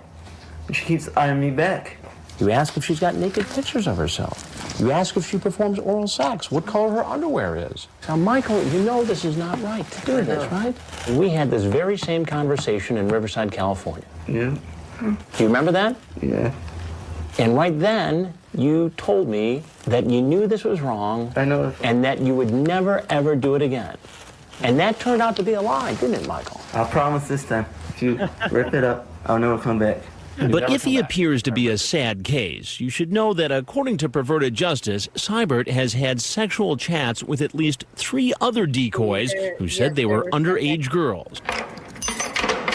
And you should also know that there's another side to Seibert's story. He served a year in jail for a dangerous assault. What was the deadly weapon you used in the assault? Bat. And who did you go after with the bat? Some guy? Is there anything else you want to tell me, Michael? I know I did wrong. You did wrong. Can I go? Michael, you can go, but I'm going to remind you that I'm Chris Hansen with Dateline NBC, and we're doing another story on adults who try to meet kids on the internet for sex. I know I did wrong. You can go. You can go right now. You can walk right out that door. Any cops out there? That's not up to me, Michael. Yeah, it is. I'm not the police. So why don't you go ahead, Michael? It's time to go. Seibert clearly doesn't want to leave. Having been through this before, he knows the police are waiting outside. I need a bathroom. Michael, you're going to have to go outside. I know I did wrong. Now, walk out, get on your knees. All right, I think we saw enough of Seibert there. That was fun. I don't go back. I've seen the show so much, you know, that they stick out in my mind. I can remember a lot of their names and faces, but then you go back and watch some of their segments and you're like, oh, that's right. Like this dude did say that, or he did do that. He is a It's just Great. wild. It's wild that some of them just like, I don't know, feel comfortable enough going and continuing it even after they're caught. Yeah, well, and like we saw with Bob, the chicken sandwiches guy, it's still happening, unfortunately, even in 2025. And in not even new people, it's some of the same names and faces that were exposed, you know, almost about 20 years ago now. Well, but then you have like Satinder Thin, who I called Bun Bun, that I ended up seeing in the gym years later. He's like a millionaire now and owns like a weed business. Yeah, you're gonna have to look him up. He's literally a millionaire. Oh, wow. That actually kind of Then you hurts have my the polar feelings. opposite. His life was not ruined. That is insane. Yeah, we'll have to, if you ever want to do this again, we'll have to pop up part 2 and catch Yeah, some of the other definitely. ones. But yeah, I appreciate you so much sitting down, going down memory lane with me a little bit. Uh, Absolutely. I know you said you were involved with the Predators documentary. Definitely want to plug that. Everybody go check that out. Yes, Support Dani. everybody needs to go check that out. It was so good. If you think you know, you really don't. Like everybody thinks like, well, I know all there is to know about To Catch a Predator. It is not even that. Like there are things I didn't know. And so it's very like you come in with a perspective and then it's slightly shifted by the end. Okay. Yeah. Interesting. Yeah. Definitely gonna have to get a watch of that sooner than later. But is there anything else? Anywhere people can find you? Anything you want to plug? I mean, I have my own TikTok. It's called Our Single Mommune with my best friend. And I do answer To Catch Predator questions there as well.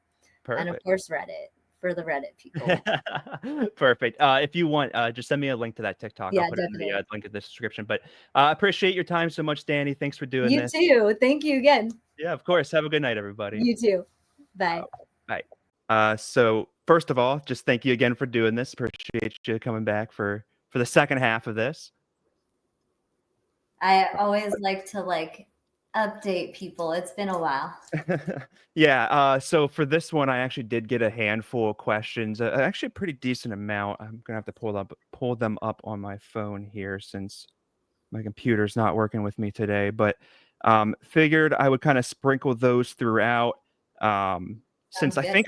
feel like I asked a lot of like the common ones last time, and then of course you did the one with Chris Yes. like right before it. So a lot of Well, I overlap mean, there. most of them are always like the basic questions, you know? So I feel like I'm sure there are people that have like more out there questions that we Yeah. No, definitely.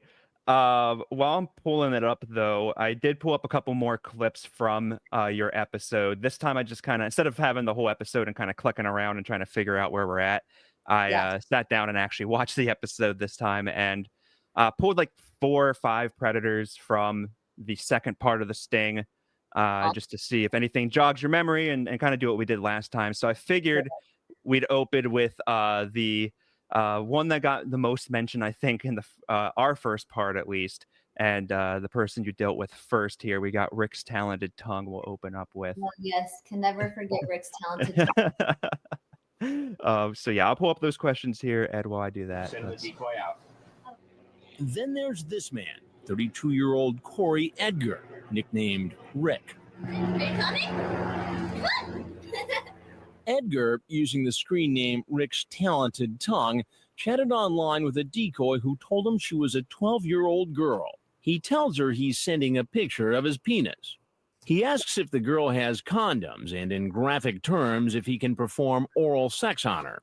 But in the middle of the chat, he suddenly becomes suspicious. I have a strong feeling you're either undercover or a cop trying to settle the... So they normally had like the same voiceover guy. I was gonna say they did a good job with the accent and everything.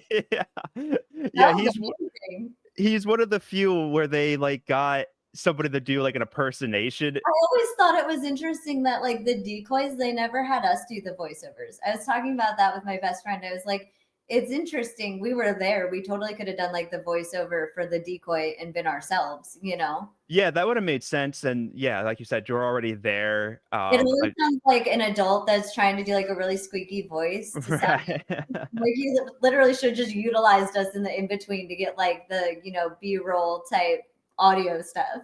Yeah, no, that would have been good actually. So his voice, I mean, did that stick out to you like immediately when he first talked to you? That accent, and I spent so much time with him. I think he was the one I spent the most time with for sure. Oh my gosh. Yeah, you definitely, I think, and we'll see it here, but he changes seats like 3 times. What's that? They cut a lot of it because we were outside for a long time. Oh, he didn't want to come in right away? No. Okay. All right. Yeah, you don't see that at all in the clip, Yeah, it looks like. it's quick. How long was he one of those guys that kind of sat in his car and No, wouldn't he even just like stand out front for a minute, like kind of like pace back and forth sort of thing.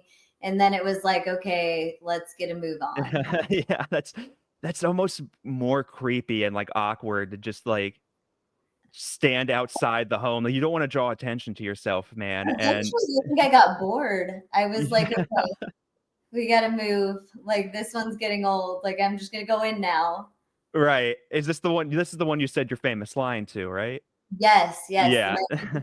It's the only thing I could think of because I was like, okay, what? I don't know how else to like.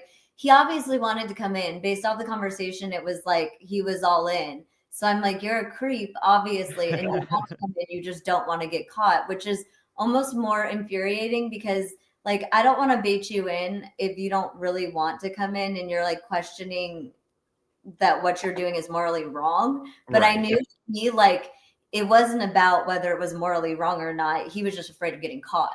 Like he mentioned the undercover cop thing multiple times. So he obviously was like suspicious. Right. Yeah, yeah. It's one of those like he didn't have that, oh, this is wrong. Like she's just a young girl. It's I could go to Yeah. jail for a long time and just I looking would out have for felt himself. bad baiting him in that long if it was like he is obviously having a moral dilemma. It was Right. not. He was like, I just do not want to get caught. Yeah, yeah. The guy's up. You hear about it all the time. You're insane. Andy makes this declaration. I would never meet a female under 18 to do anything sexual. I am reporting you to Yahoo. Yeah, so like says those lines, which, I don't think gets you out of trouble, but whatever. Yeah, I But think yeah. that's what it is. Was like it was his way of being like, oh, I'm telling you no, and you're not listening. Right, right. And this might have worked for him if he didn't, show up to the house. Yeah, And I they want tried to know. I don't remember that chat log, but I want to know what happened after that. Like how he came back into the conversation and then ended up at the house. Yeah, I don't know if they say Please that. leave on me here. alone. Is he just No, I guess testing the not. waters to protect himself? Whatever his intent, Edgar doesn't leave the decoy alone and keeps chatting. Just to be sure the girl is real, he says he wants to talk to her on the phone. Perverted justice. I mean, there would be a lot that would do that. Oh, that's a good shot there. Do you remember that headset at all? How was that? Baby version of me. Oh my gosh. I have that screenshot picture of myself on Facebook somewhere. Oh, that's so funny. So that headset, I'm assuming like everybody's kind of just passing that along. They're doing the calls. Are they, Yeah, they're that doing was the calls on. after COVID and all that. I don't think they do this anymore. No, probably not. I guess that's an interesting question. Anybody get like sick? Was any like flu or anything going around from having so many weird people in the house? Not that I remember. I don't think anybody went through like anything weird other than having a birthday. Like Yeah.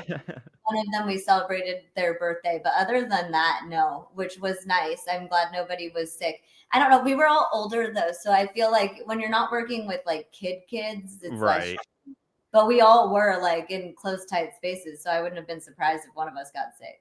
Yeah, I know like every time I start like a new job or something, it's like that first week, all those new people, and then it's almost guaranteed the second week. I'm like, starting daycare. When yeah, you put yeah. daycare, you're catching all the new germs. Yep, exactly. Obliges and puts the decoy on the line with him. How was talking to them on the phone? What was that experience like? Honestly, I didn't know what I was doing at all. Like I remember them giving me a headset and like I had just gotten back from like doing one, like that was at the house. And then they like threw the headset at me and they're like, talk to him now.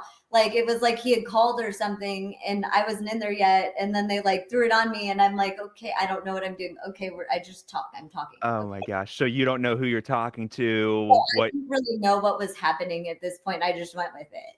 Oh, that's so scary. You handled it well, it looks like though. I was just doing my job. Yeah. But he's here. My parents are gone. In the end, he decides to come, but he's still not convinced.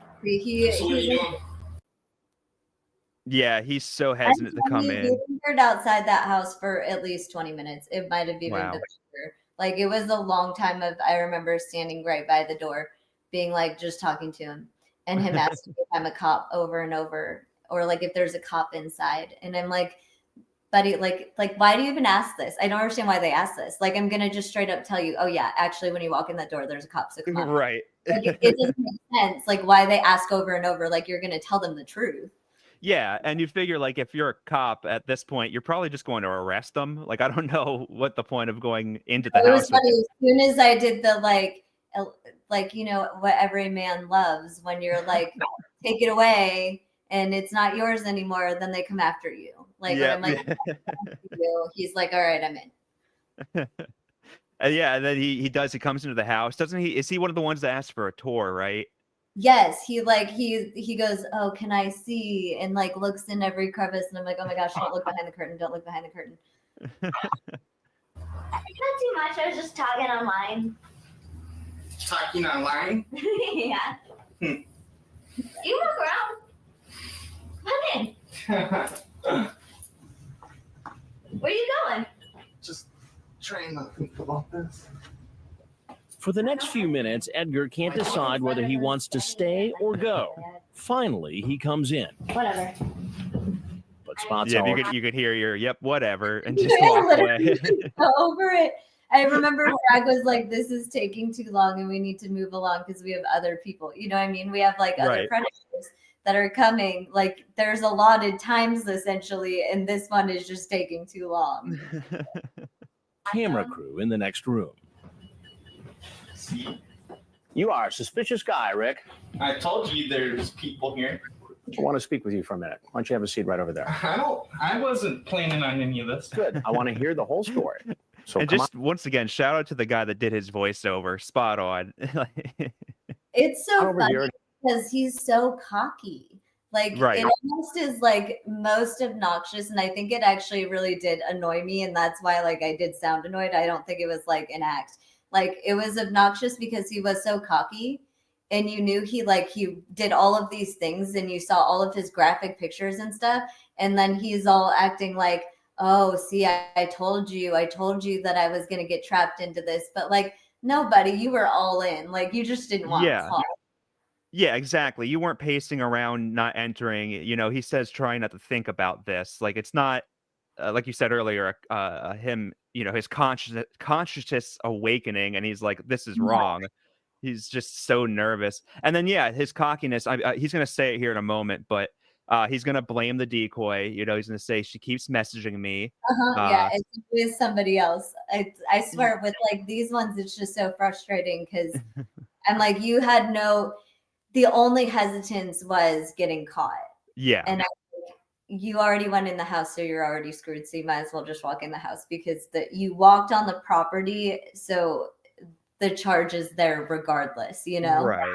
Yeah. And you're already, you know, talking to Chris, you're already caught, you know, admitting and owning up to it's not going to really mean much, but at least it's like something. It's a step in the right direction.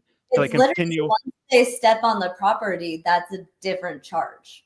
Once they step on property, that's a charge. So even if his pacing back and forth and going in and out of the house, it doesn't matter because he already stepped on the driveway. Right. But he's going to think he can talk himself out of it anyway and just be frustrating to view. Have a seat. You can tell me all about it. Jeez, I might as well my life's over. My life's over. Rick, now I've got some transcripts here of your conversation with this girl. I did not want this to happen. I didn't do anything. Please have a seat on the stool. Relax. Calm down for a minute. All right, let's clear the air. Well, let me read to you the first line out of your mouth. Hello, how are you doing? Can I tease and please your blank with my tongue and make you blank over and over? Right after that, she tells you that she's 12. And then I said, you're a little too young. Please. Right. You say, I never knew a young female like yourself would like that. And then you show some reservations. I'm not arresting you. They are. Though he doesn't see them, Edgar seems to know the police are outside. And that shouldn't be a surprise. Remember that Edgar sent this picture of what he said was his penis. So that's another charge for him. And like, so yeah, he has all this. I mean, the man he's talking to, he doesn't know who Chris is, but he has the full chat log. and he's still going to make excuses, try to blame, the decoy, blame perverted justice, blame whoever. Well, and not everybody knows, but like when by the time they get to the house, every single one of these men has sent graphic pictures of their Right. like that's part of it. They don't even get to the men coming to the house part until there's another like decent charge on them for them to come to the house, because or else there's essentially not much to go off of. Like they've sent pictures, they've talked dirty, they've sent porn, like multiple things before they ever even get to the point of coming to the house. Yeah. I know they had a handful who ended up not even showing up, but they still had enough against them to send, officers, to get them arrested. All right, so let's just to keep YouTube happy, I want to get his arrest real quick. Play YouTube's game.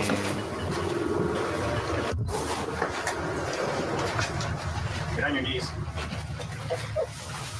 Put your hands on your head. All right, so yeah, he gets arrested. Let's before we get to the next one, let me pull up some of these questions here. We do have a good amount, and just thanks to everybody who did ask these. Appreciate everybody.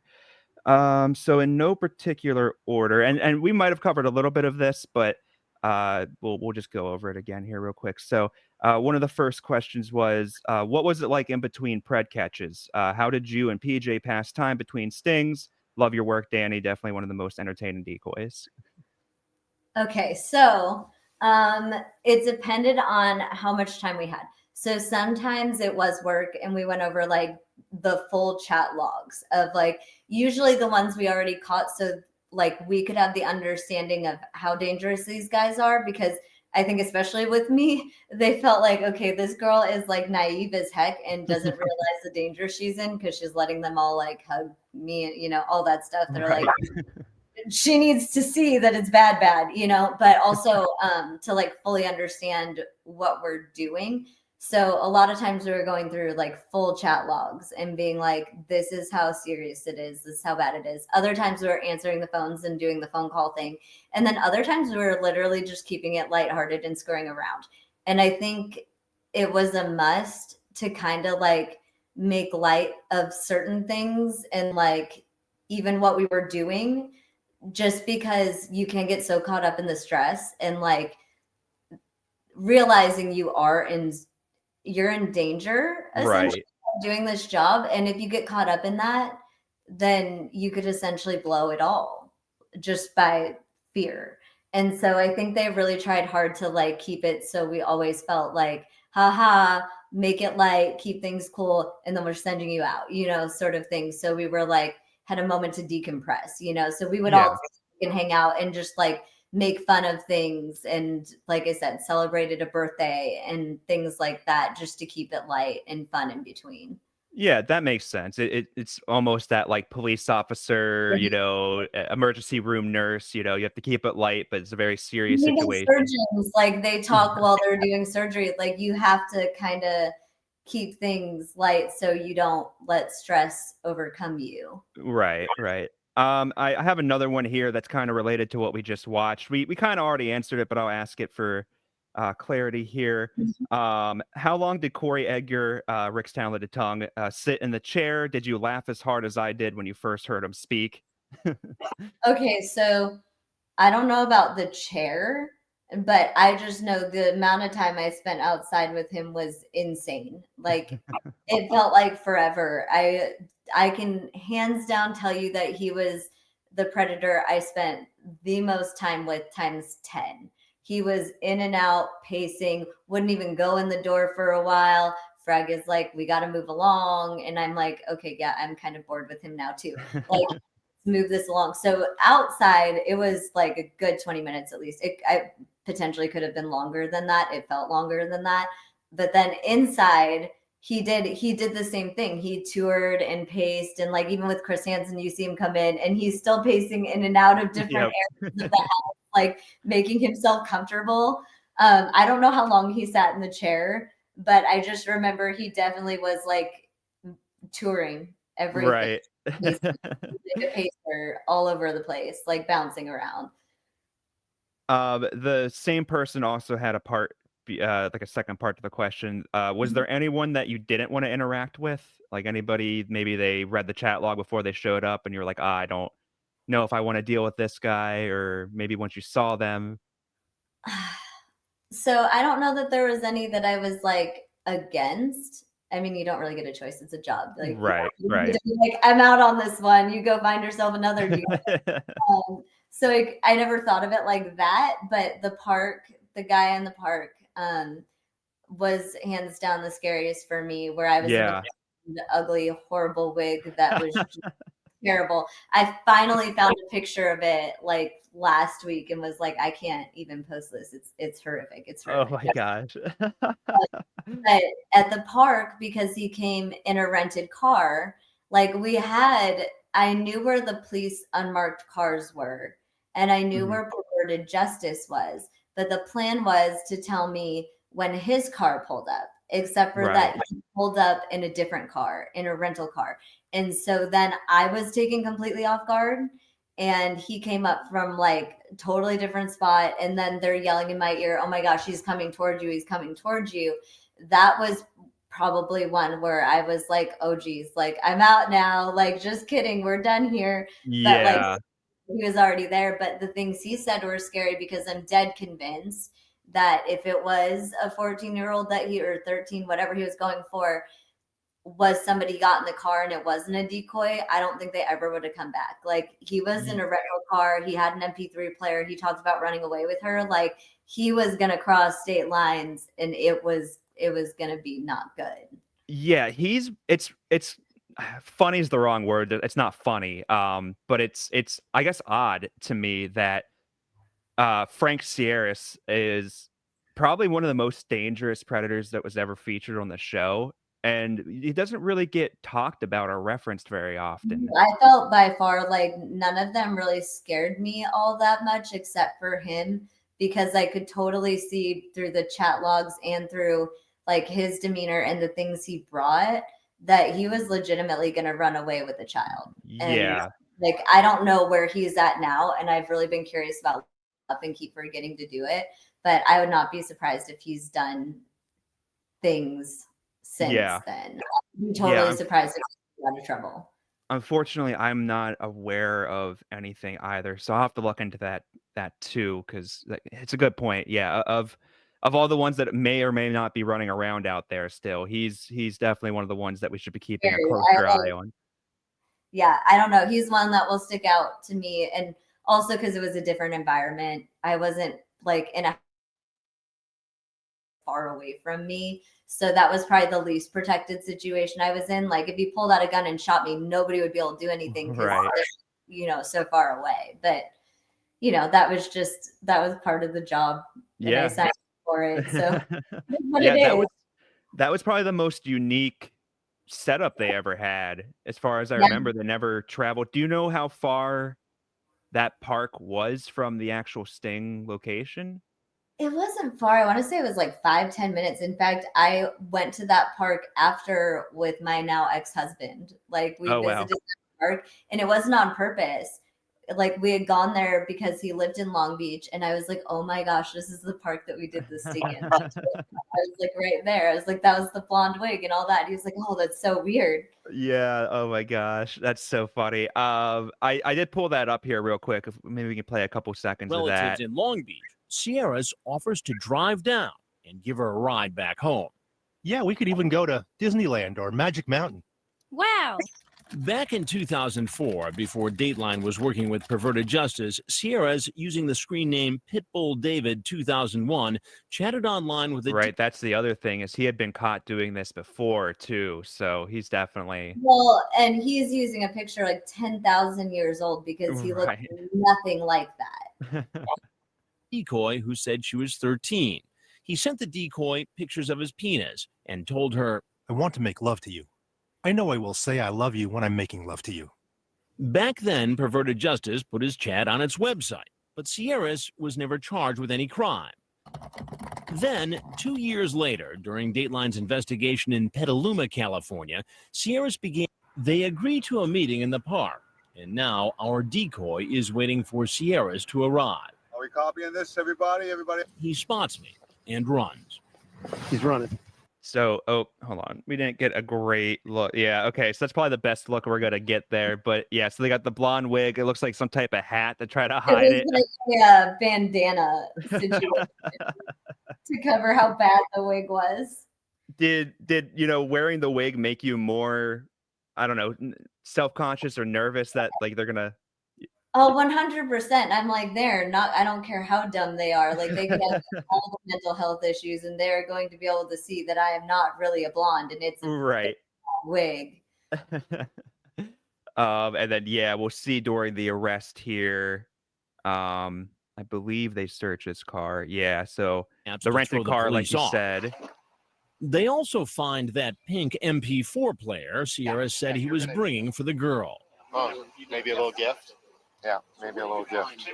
And he was apparently in a hurry to get. That's right. Yeah, he got a speeding ticket on the way too. So that's crazy. I just remember that he had been caught more than one time. Yeah, I guess that was back when perverted justice would send all the information to the police. They would send it to like their jobs and their families, but they really didn't have much power past that. And yeah, unfortunately, he was one that kind of slipped through the cracks there. But I don't know if I want to say luckily, but at least, when he did get caught doing it again, yeah, it was on your sting. All right, I'm pulling up another question here. Let's see. This is a good one. What are your thoughts on the To Catch a Predator community? You must see the comments and jokes. Do you understand the fascination, or do you think it's kind of a weird hobby? Oh gosh, this is such a loaded question. Well, for one, I need to put it out there, and I think this is like the most hilarious thing ever. I have been trying so hard to like be able to interact with like my Reddit fans, because for years I would just watch the talks and stuff, hear all about myself, never put my input, but kind of like I'm like, okay, these people are talking about me and I'm right here. You know what I mean? Yeah, right. I was like, once the documentary came out, I was like, maybe I should figure out Reddit and like actually like start interacting and do an AMA and stuff, I tried very hard, people. So first I made an account and then they shadow banned me for impersonating myself. I kid you not. I got shadow banned for impersonating myself. For some reason, they did not believe I was me. And people step in, moderators, and they were like, okay, we know it's you now. Just make a new username, then post your AMA, right? Before I ever even got to the point of posting an AMA and making a new username, I was suspended again for impersonating myself. So I don't want to give up. I'm trying to interact with everybody, but it's not the easiest thing apparently to be able to talk to my Reddit fans. Like, I kid you not, I've never in my life, like, I sent my driver's license to prove that point where I'm like, what else do you need? Blood? I have lots of blood work too. Like, this is not. Yes, I do find some things weird. I definitely, when I'm like when people talk about my face or like, like what I look like, or especially when they're like, oh, she should get into child porn and like, that sort of thing. And like, I have kids. I live in the Bible Belt and I am a Christian. I shall not be like joining OnlyFans or something crazy. Like that will not be happening. But like I see the fascination to a point, maybe not to the level of like most of the Reddit fans and how like they know every detail, which is like mind blowing. I'm like, there are things about me that I'm like, I don't think I've told anybody that, and I have no idea how they figured that out, but they know it. I'm like, that's just wild. Like, it's wild. I have no idea. I'm like, somehow these people know more about me than I know about me. But no, I think it's cool and it's fun. And I really am trying to interact with everybody. Maybe not so many of the weirdos, but like fans of like To Catch a Predator and everything. Cause I do get the fascination and I do get having questions, but it may never happen if I keep getting shadow banned for impersonating myself. And what's funny is I don't have like the common look. So I'm not, like, it's not like I'm like the average white girl. Like Like, you know what I mean? I'm like 4'10" and I'm half Asian. Like, not too many people look like me. And then they think I'm impersonating myself. I don't know. I'm like, Yeah. I don't know. I don't know. If anybody knows who runs the To Catch a Predator Reddit or Hansen versus Predator Reddit, whatever the popular ones are, show them this. Yeah. I'm trying. Yeah. Another question we have here for you. Was there one predator, and you might not remember their names, but maybe you can kind of describe them. Was there one predator that when you look back on them, they grossed you out the most?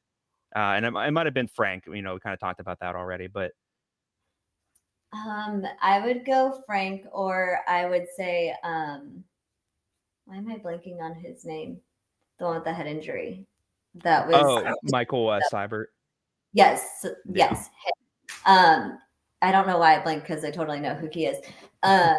He was a different level of like, he was a hard read, and because he was mentally unstable, I feel like he also made me a little bit uneasy. Like, I don't know how to approach this one in the same way because they were so on top of me in my ear, like, you cannot let this man close. He's dangerous. And then he walks in and he just looks like this kind of like puny, geeky-ish, like not all with it guy. And that's not what I expected from them. Like, he's so insanely dangerous and like, do not let him near you. I'm like, of all the predators, like, he doesn't look like he could harm me. You know what I mean? Right. But it was a very like uneasy thing because they were so like, you cannot let him hug you. They're under no circumstances that like you have to follow this role on this one, you know? Right. So I knew that there was like something real and legitimate, and they kind of explained it to me, but they don't have time to tell you everything. So I just kind of had to take their word for it, and them being like, this is serious, you know? Yeah, no, that makes sense. That actually was kind of another question somebody had asked, but you covered it perfectly because they were curious. Did you realize Michael Seibert was as dangerous from first glance, or did you have to realize after talking to him? But I think from the footage, I mean, they told me. They told me, but like honestly, if they had not told me that and I just saw him, it wouldn't have been in my head that he was one of the more dangerous predators by any means. Right. I would feel like he's obviously has like some sort of mental disability. Like that was obvious, you know? Yeah, no, exactly. All right, let's do one more here, and then maybe we'll pull up Also, my kids, oh my gosh, one of them has a new habit of saying oopsie. Oh no. Every single time, and I'm like, you cannot use that. You need to stop. My daughter, oopsie, and I'm like, no, oh, we don't use that word. That word, no. It's like triggering, like Pete. No, we're not doing that. Oh my gosh, that's so funny. Yeah, I guess He's caught. And I'm like, oh my gosh, my daughter, every single time that she, like, you point out she didn't do her chores, I mean, she was oopsie, and I'm like, no. I'm like, I swear it's like PTSD. I'm like, I don't want to hear that word. Are there like a handful of phrases like that you just kind of remember from the show that when you hear them, you're like, oh my gosh, no, and it takes you back a little bit? Or is it mostly just like, oops? It's the oops that gets me. Like every time he said it, and like they show clips of it, and he's like, oops, when he knows he's caught. Like he knew it was wrong, and shoot, I'm caught again. Let's see. I just saw it. Well, there it is. Another question for you. What was Chris Hansen like to work with? Does he have a different off-screen personality? So I mean, I think I've said this before a little bit, but we didn't get a whole lot of time together on the set of To Catch a Predator. Like when we were off doing our thing, he was like, he's a hard worker. He was out there doing his research and like remembering what he's going to say and stuff like that. And he almost like kept more to himself in his own space away from us. And not because he was better than us, but because he was legitimately doing his job. And like, this is what I have to do in prepping himself. So we didn't get a whole lot of time off camera to talk a lot. I can tell you like since, and we both were in the documentary, and then like I went on to do his podcast. Before the podcast, we got to talk a good couple hours, and like he's a cool guy. Like Yeah. I always thought he was a cool guy. And I know everybody has their things that they're going to say are controversial, and he did his own bad things. We all make mistakes. But like, I would say overall, like, he has a good heart and he's doing things for a good reason. And I get him. Like, Oh no, you yeah, absolutely. doing this kind of thing unless you have a passion for it. Like, he's doing it, and it started with the Cambodia thing where he did a sting in Cambodia and busted this man who was like taking these kids and using them for sex and giving them money for sex and stuff. And he went all the way to Cambodia, caught this guy. Like, really, that's what started it all. And I can completely understand that. I had a similar situation why I started photography. Like, had a horrible thing happen, and it gave me a purpose on why I wanted to do more. And so I get him and his passion. And it's like everybody can say, well, he's doing this to make money. Like, it's his career, because he's so far in the game. He doesn't Right. need to be doing this anymore. He could do anything, really. Right. No, Like, absolutely. and make tons of money. He's Chris Hansen. He could release his memoirs and go sail off into the sunset. Yeah, no, I would argue He's worth enough just being himself. Like, right. no, he's legitimately a good guy, and I think highly of him for sure. No, absolutely. Yeah, I mean, not that people weren't aware. I mean, stranger danger has been taught forever and all that, but the internet, sexual predator really, I don't think was as mainstreamly known until Chris Hansen did it. And then you see all these people. There are so many people who get busted now that are, caught in stings that Chris isn't even involved in. And they're, where's Chris Hansen? They're asking where Chris Hansen is. That he's kind of the household name for it because of, all his successful work for 20 plus years. About it, like, there is the controversy of To Catch a Predator and right. What maybe the couple. There are a couple of controversial ones. They actually touched on them in the documentary. I think there's like 2 in specific that were super controversial. And when you look at it, it's so funny that those 2 are painted as such major things, which I get. Like, anybody's lives matter. I totally understand that. But when you're talking about the amount of children that this has saved, what did they say? It was for every predator caught, it saves like 14 children or something. Wow. It was a really high number. And so if you think about that, and Perverted Justice having caught 660 something, correct me if I'm wrong, and Chris Hansen being a part of his own, and he's got his own numbers, that is a lot of predators and a lot of children saved. So the two controversial, maybe 3 situations, I'd have to say that the positive outweighs the negative by far. Yeah, yeah, absolutely. No, I agree 100%. Hands down. Everything's going to have a negative. There's going to be a negative effect, or, well, if you're go wrong somewhere. If you're doing things on the scale that, that show is doing, there's going to be those situations. But I mean, that's inevitable. But it's very hard to argue that there wasn't a very positive outcome from all of his shows, and I'm glad you mentioned Perverted Justice too, because they were doing it long before any of this stuff, and they were really on top of it as well. Get enough credit too. I definitely don't think. I mean, Chris Hansen, and he is worthy of getting a lot of credit, but I think that Perverted Justice doesn't get enough credit for how much work they did. They did a lot. Exactly. I found another one here I want to ask real quick, just to kind of lighten the mood a little bit. As disturbing and criminal as the situation was, did anything humorous or comical stick with you? And they also want to know, can we get the punch recipe?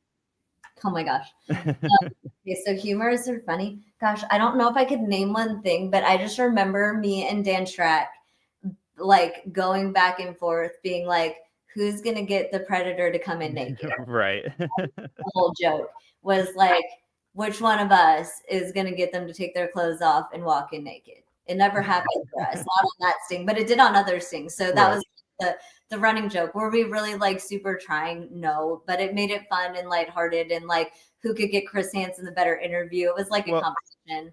I'll disagree for just a second. I think Dan was trying a little bit because I. Okay, yeah, he probably tried harder than I did.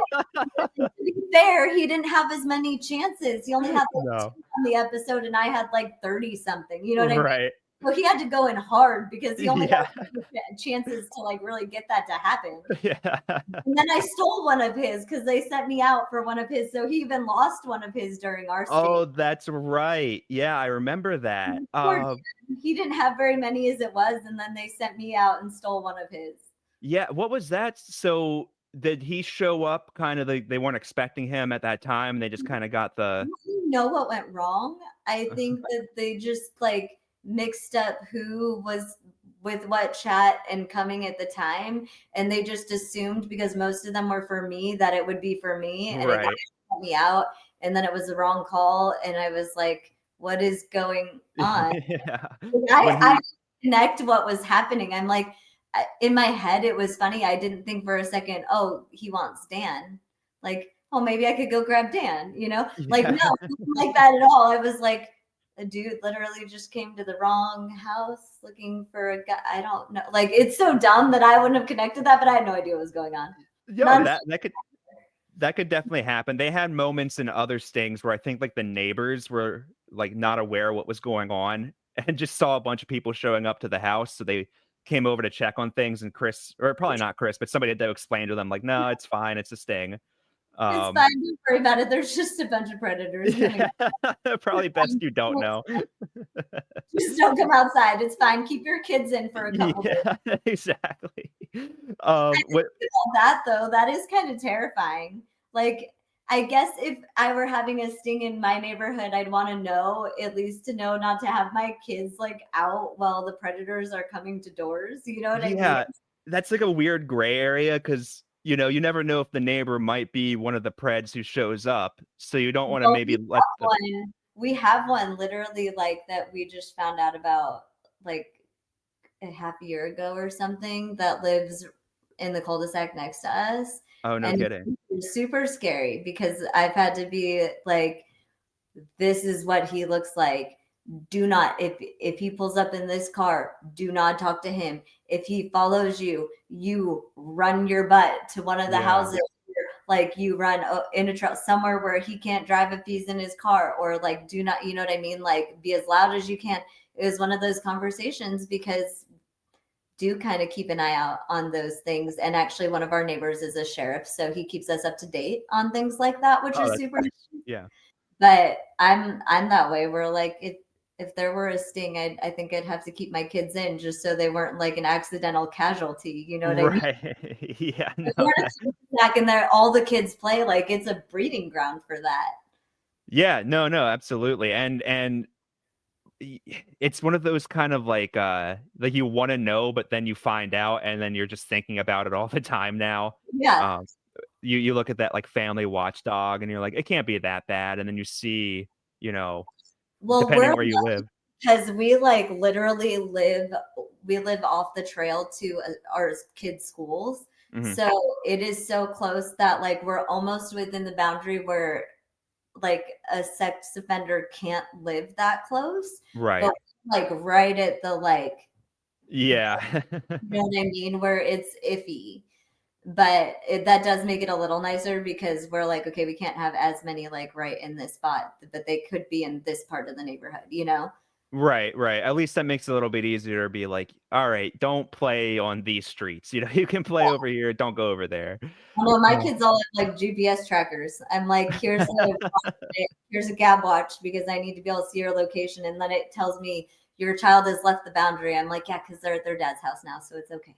Right. Yeah. And that's kind of a nice thing that with technology nowadays that, you know, we didn't have back in 2005, 2006, 2007 when these stings were going on was, you know, you can track a smartphone now. You can track a watch. Good and a bad thing, a blessing and a curse. Because that's how we get to people from all over the world a lot easier. It's one of those blessing and a curse. Yeah, absolutely. I wanted to pull up this predator real quick because I know you have a story about him and it kind of relates to a question. Yes. So somebody asked, and this isn't quite what happened in the question, but somebody in the question asked, did any of the predators try to reach out to you after they were arrested? Now, So, gosh, this is a hard one because I can't tell you for sure. I can tell you that I've gotten some creepy messages. Like, mhm. here, let's see. I might get the best friend to go search this up for me. Instagram. I had a creepy message and I remember putting it out there on Facebook and like it was super inappropriate. And I do wonder if it was one of the predators. See if you can find it. I don't know for sure if it was one of the predators, if it was like just a weirdo guy that liked the show and was a fan, but he like talked about rape and stuff with me. Oh. And I was like, okay, like this is no longer a game. Like this is not cool. Like it was bad. And I've had it a couple times where like especially Instagram, I'll get the weird message request and then the message goes too far and it's sexual and it's about to catch a predator and I'm like, yeah, no, you're blocked. Yeah. Is Wow. too much. Most of the time, I don't like to live in fear, regardless of like what I know or what I've been through. And I've been through a lot of trauma. Even just, I mean, I don't consider To Catch a Predator a trauma by any means, but like I've been in my own trauma and had my own trauma in the last 37 years of my life. But even knowing what I know from To Catch a Predator, like I don't live in fear. My kids have freedom, but I am cautious and watch everything they do. But I can't lock them in a basement and keep them safe forever either because they Right. learn how to like actually be safe in the real world. My oldest just went to New York with his honors theater group, and that was like him sending off my baby. He's about to be 13 and he's going to New York without me. Spring break, but it was super cool and he had an awesome experience. But it was the same thing, just trusting like I've raised him well enough, like they can do this. I mean, he went to space camp by himself and I had to Oh, fly wow. by himself from Chicago to Alabama because we were visiting Chicago and he was doing space camp. So flew him off by himself. But it literally is. It's like just trusting that you raised them well enough to Yeah. be I would think if any kids have been raised to kind of see the red flags right, it's probably the children that have a grandparents who were cops or worked in that field. yeah, their whole And family, all cops. yep. Mine, all cops. Like, and that's the thing. I'm not afraid to talk to them. I will talk to them about anything and everything, Right. like in an age appropriate way. Right. But like we have had full conversation about all the things, especially my oldest. My oldest, like, I wouldn't say he knows too much, but like he's not afraid to talk to me about like what sex is or what's happening with his body, like any of that. He's very open because I'm like very open book with him. Like this is what it is, this is how you behave. So did you remember that? So I did. And May of 2011, I wrote on Facebook, reality check today. One of the guys I caught on To Catch a Predator tried to add me on Facebook, deleting a bunch of people on my page that I'm not close friends with. Creepy. Wow. Do you remember who the predator was? I don't. I didn't like. And then I have some other weirdo guy that you do To Catch a Predator. 2009.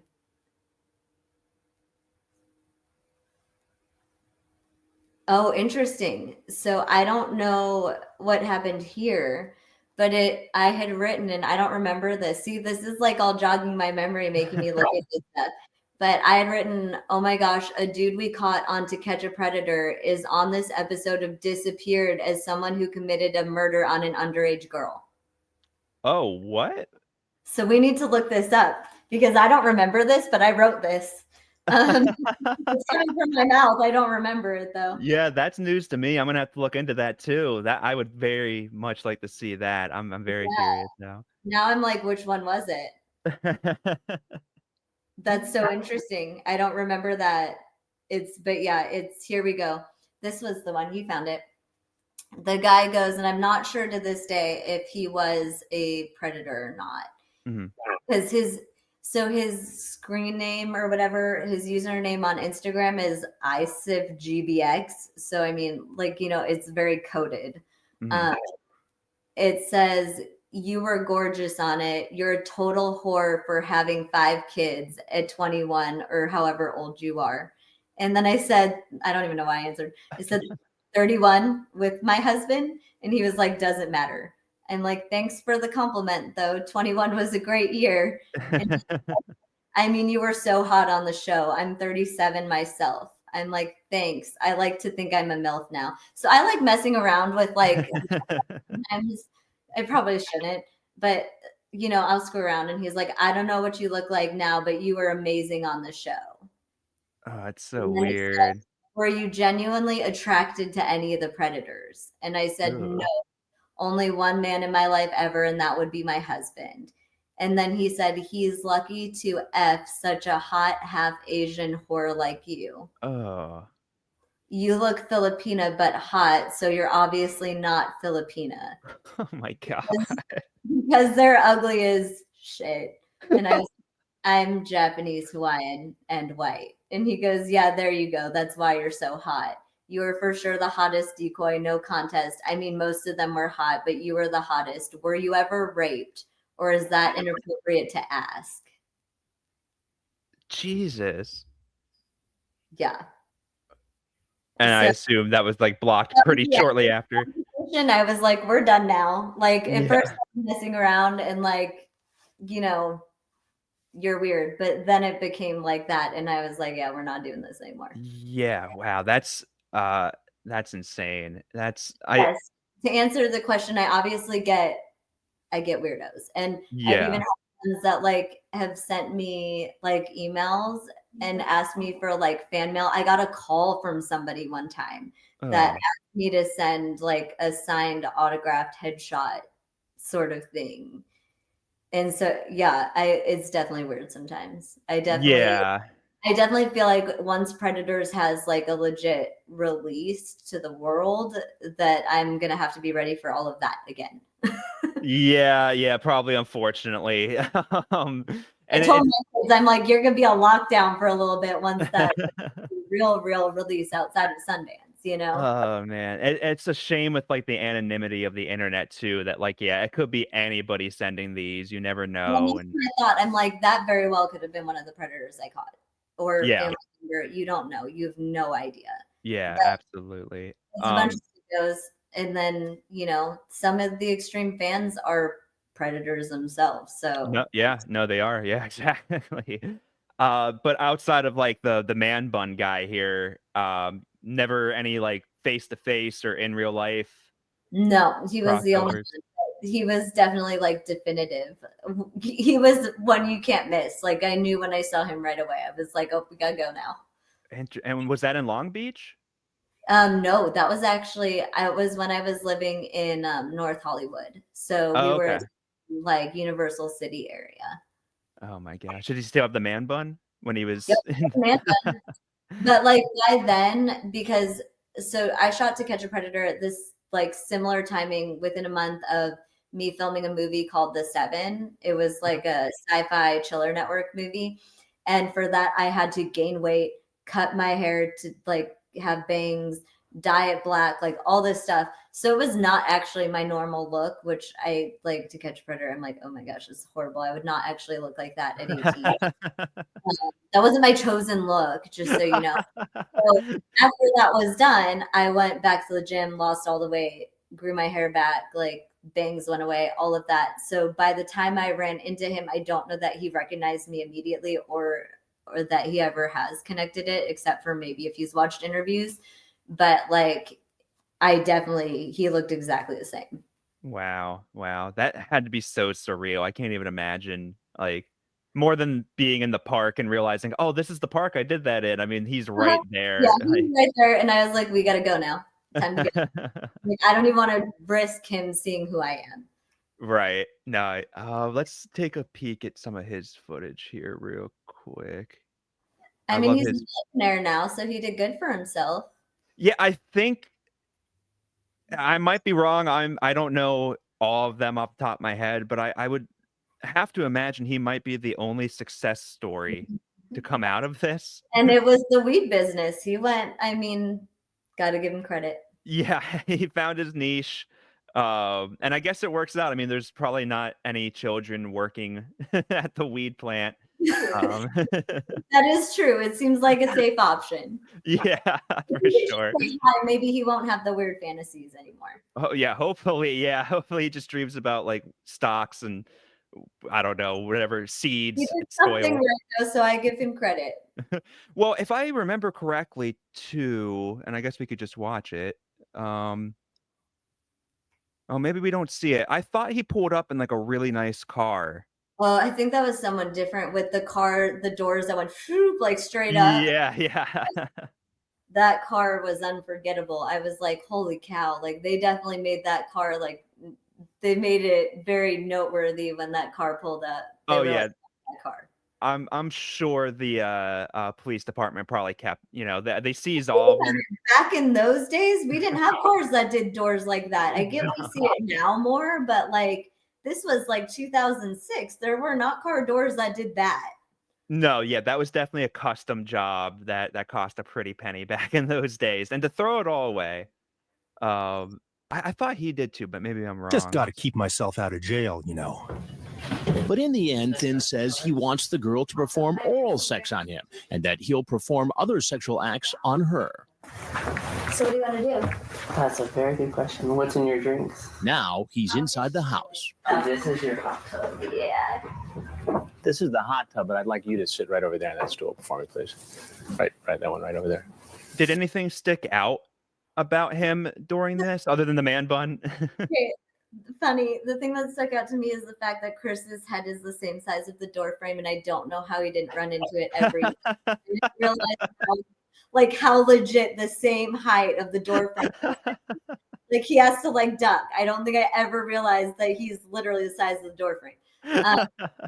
The hair kills me. I can't with the hair. Like the hair. That's all I see is the hair. I would figure if that man walked into that room, that's all you would be staring at. He has a very feminine voice for being a man of that age. And I think it made him seem less harmful to me because I don't remember being nervous with him. Like I felt like he seemed like almost harmless. You know what I mean? Being in the room with him. Yeah, I wonder if that's maybe like a ploy, part of like his grooming. He was pretty graphic, so I think it probably is. Yeah. But it helps him. He gives off the vibe of harmless and slightly feminine, and the hair is not cute. Yeah, I believe I've seen pictures of him semi recently, and I think he's bald now. I think he shaved everything off. So he's bald? Yeah, I believe so. Yeah. That's an extreme change of haircut.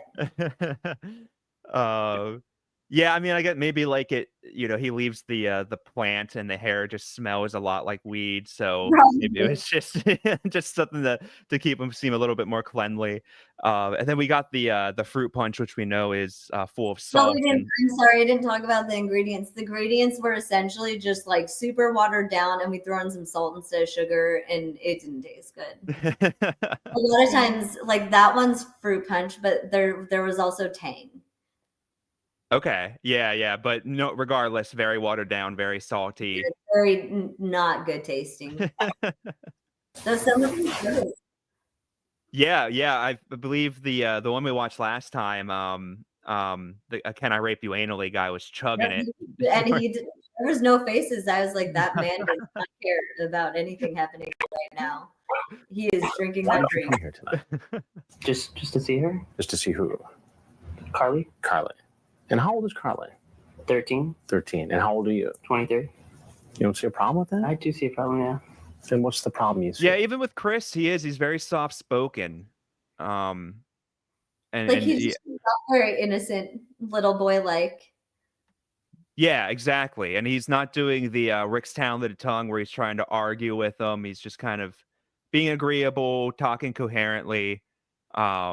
I don't know. It's like two different worlds, but obviously they're both on level playing ground as far as the crime goes. But I mean, to be fair, even with like domestic violence and abuse and stuff like that, like they say, a huge amount of them are narcissists. So to the Mhm. rest of the world, they come off as super charming, and they would never hurt a fly, and they would never do that, which is why it makes it so like unbelievable when it comes out that they're abusive, you know? Right. Yeah, yeah. And that makes sense with him being kind of like a big business guy too, because they say a lot of CEOs also are narcissists. Yeah. Not necessarily, doing crimes, but it helps to kind of have that mentality and like, big business. So yeah, it could just be that he's just such a narcissist that he's trying to play off his best image here. I mean, I feel like we all have to be to walk into that house and then Right. listen to the cats and be like, "It's cool. I'm cool. It's fine." All right. Well, we'll start wrapping this up here shortly. Let me play one more of these and find maybe one or two more questions here. I forget why I picked this one, but we'll play this one here real quick. Times there are so many suspects coming to the undercover house that police have to adjust their strategy. You'll see with these next visitors. All right, this is our 8 o'clock guy. Meet Josiah Walker, who drove that Cobra Mustang from San Diego. The 27-year-old who serves pizza at Costco uses the screen name Hot 95 Cobra Guy. He chatted online with a woman who said she was a 13-year-old girl.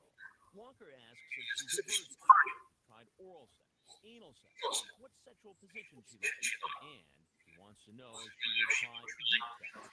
How would you feel about watching a guy and a girl do it, or being watched by a girl?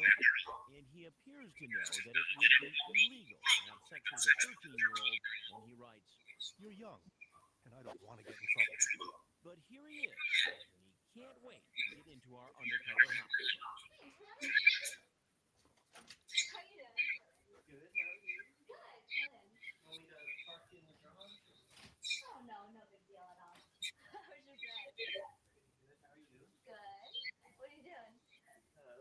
Oh, there's a hug. Yep, that's why. Now I remember why I picked him. It was a hardcore hug.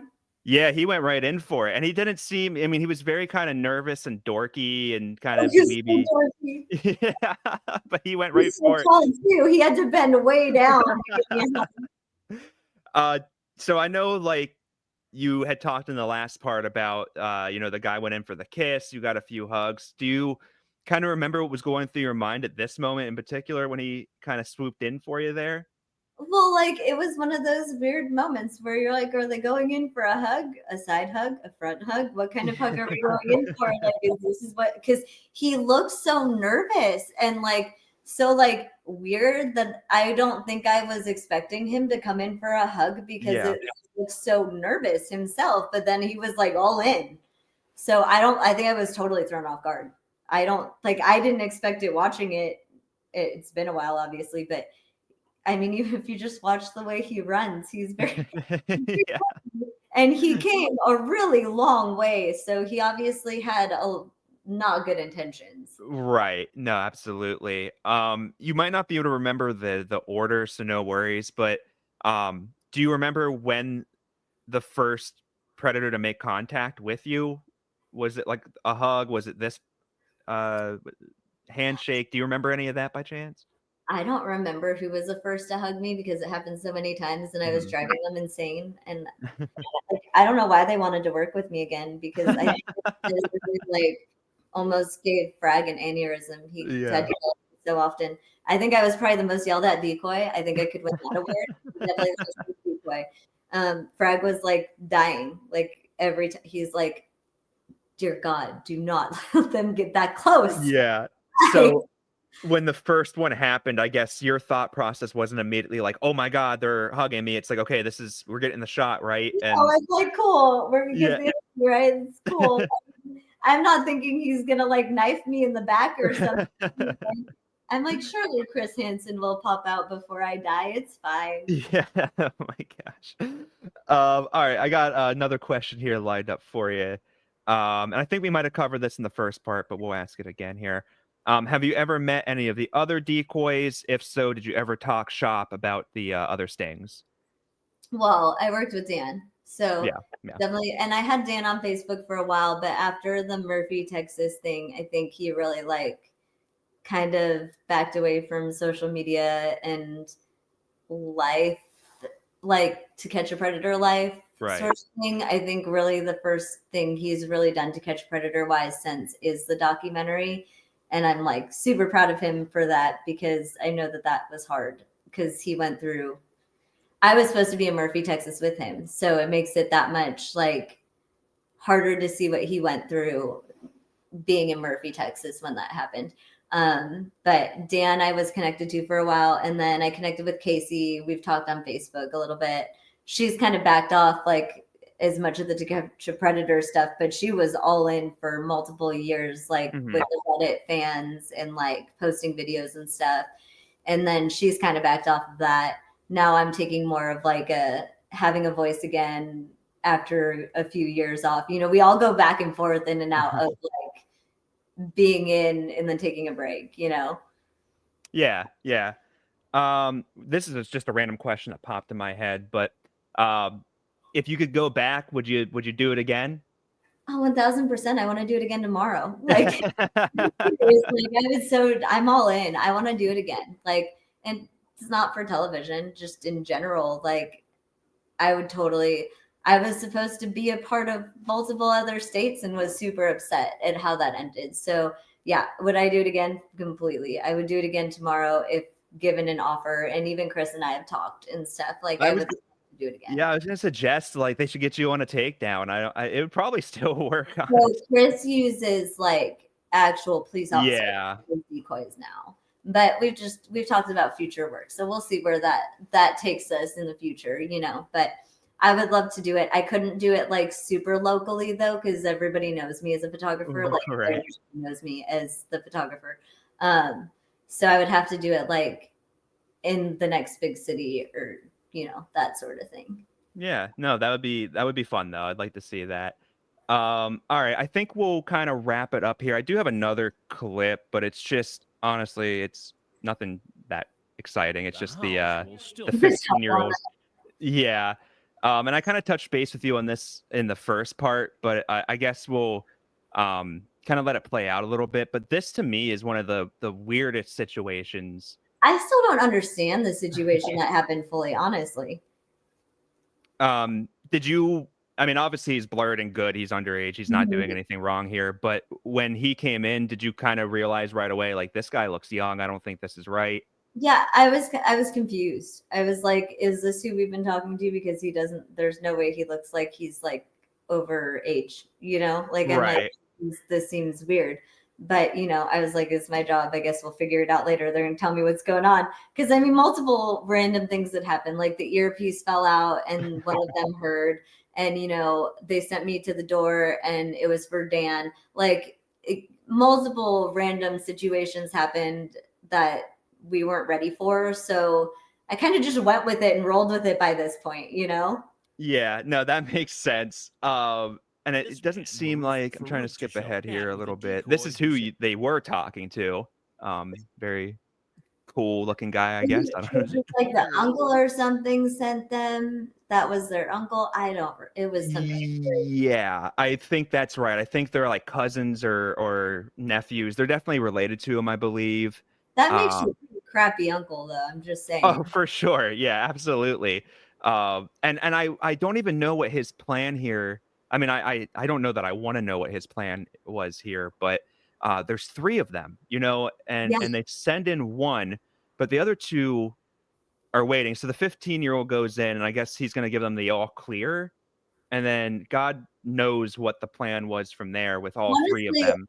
Like in this day and age, in 2025, they would call that trafficking. Yeah, I don't know. Like whenever something like that happens locally, everybody's like, it's a trafficking situation. So I don't know. Maybe there was like more trafficking than what we knew about back then, and maybe that was a thing. Yeah. Oh, it definitely could have been. You know, they could have maybe planned on, you know, taking her. Who knows? It does kind of scream like an interesting potential trafficking situation. Yeah, definitely. I just don't know what his thoughts were. And I really never thought about it. And now, like looking at it, I'm like, oh, that could have been a really bad situation too. Yeah, and I wonder, what the law. I mean, he's bringing a minor to commit a crime for him, so he's adding another layer on top of that of because they throw out the crime like corruption of a minor Yeah. quite a bit when they send like the pornography and all that or bring alcohol. Chris said that unfortunately the Long Beach sting was like, it was funny. It was one of the most successful stings as far as how many we caught, but essentially the judge slapped everybody on the wrist. Yeah, I believe the judge called them poor guys. Mhm. And yeah, that was such a yeah, there's a lot of you mentioned controversies earlier, and there's some towards Chris, some towards the show, but there's a lot of controversies I think that went towards local law enforcement throughout this show too, because you kind of see how certain counties or communities handle this stuff, and Long Beach was definitely very soft. I believe they called it the Long Beach Special, which a lot Yep, of them that's got like what Chris was saying. yeah, they got like it was like probation mostly, like 3 months probation, something like that, and I no. remember reading that and thinking, gosh, do they do this everywhere? Because I feel like probation is like nothing. Yeah, yeah, definitely. I mean, and in All Long Beach, probation? Like, yeah, yeah, a lot of them didn't even have to register as RSOs. Oh my It's gosh. insane. It's insane. And then you have other stings where they completely threw the book at some of these guys, and they did 12 years behind bars or significant amounts of time. So it just really depended, the jurisdiction and the Well, county they did it in. I hope that Long Beach judge feels great about the fact that he let the subway guy go and then he went and committed more crimes. Yep. Yeah. Not happening if he had actually gotten, a real charge. No, exactly. 100%. And I think I would hope that laws have changed quite a bit since this aired. It's been almost 20 years since this. Yeah, So it's such politics, that's the yeah. hard part. Yeah. And then you have, obviously like Murphy, there's people involved in politics who may also be involved in some of these activities, and it becomes a very murky and cloudy water there. But yeah, I never really did think about that. How Is that really his name? Maruf, yeah, Maruf Farouk, I think. Yeah. Maruf Farouk. Oh yeah, and I assume always when the towel's on, you're supposed to be I blonde. was supposed to be redhead. I think that was the redhead. Are you sure? All right. Well, I was thinking I'm gonna go call a couple friends since you have a couple friends, and I could just get a couple people in here. What do you think? Hey, how you doing? You have a seat right over there on that stool right there. Are those your friends outside? We quickly realize that the young man, who we learn is just 15, doesn't seem to know what's going on.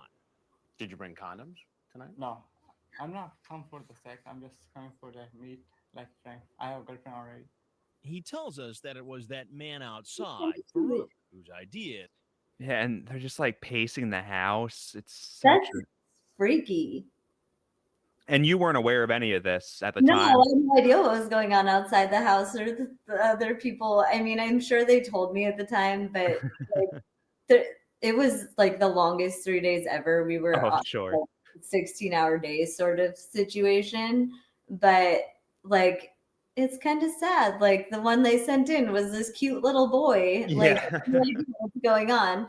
And I give it to myself that I had no idea. I threw out such good lines like, oh, since you have some friends, I'll bring some. I don't even remember. At that point, I was probably delirious just saying things, and it just worked. Yeah, well, you mentioned too, and that's a great thing. I don't know if we really talked about, but what were the days like? You said like 16-hour days.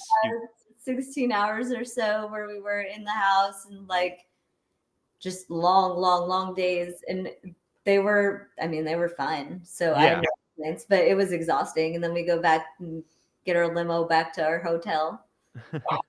So you're getting there like what, like 9 a.m., 10 a.m.? No, 9 a.m. It was more like 5, 6 a.m., which is not an hour that I like at all. Anybody should ever be awake for. Ever.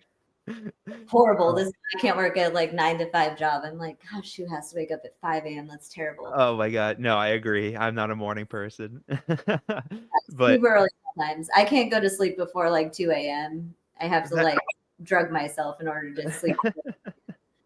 Well, that might have been, I mean, were you always like that? Did that come in handy when it was like 1 a.m. You're waiting for a predator to show up and you're just... No, I've always been like a night owl, so that part wasn't hard. It's the 5 a.m., 6 a.m. time calls. I might as well just stay up the whole night because I'm almost there.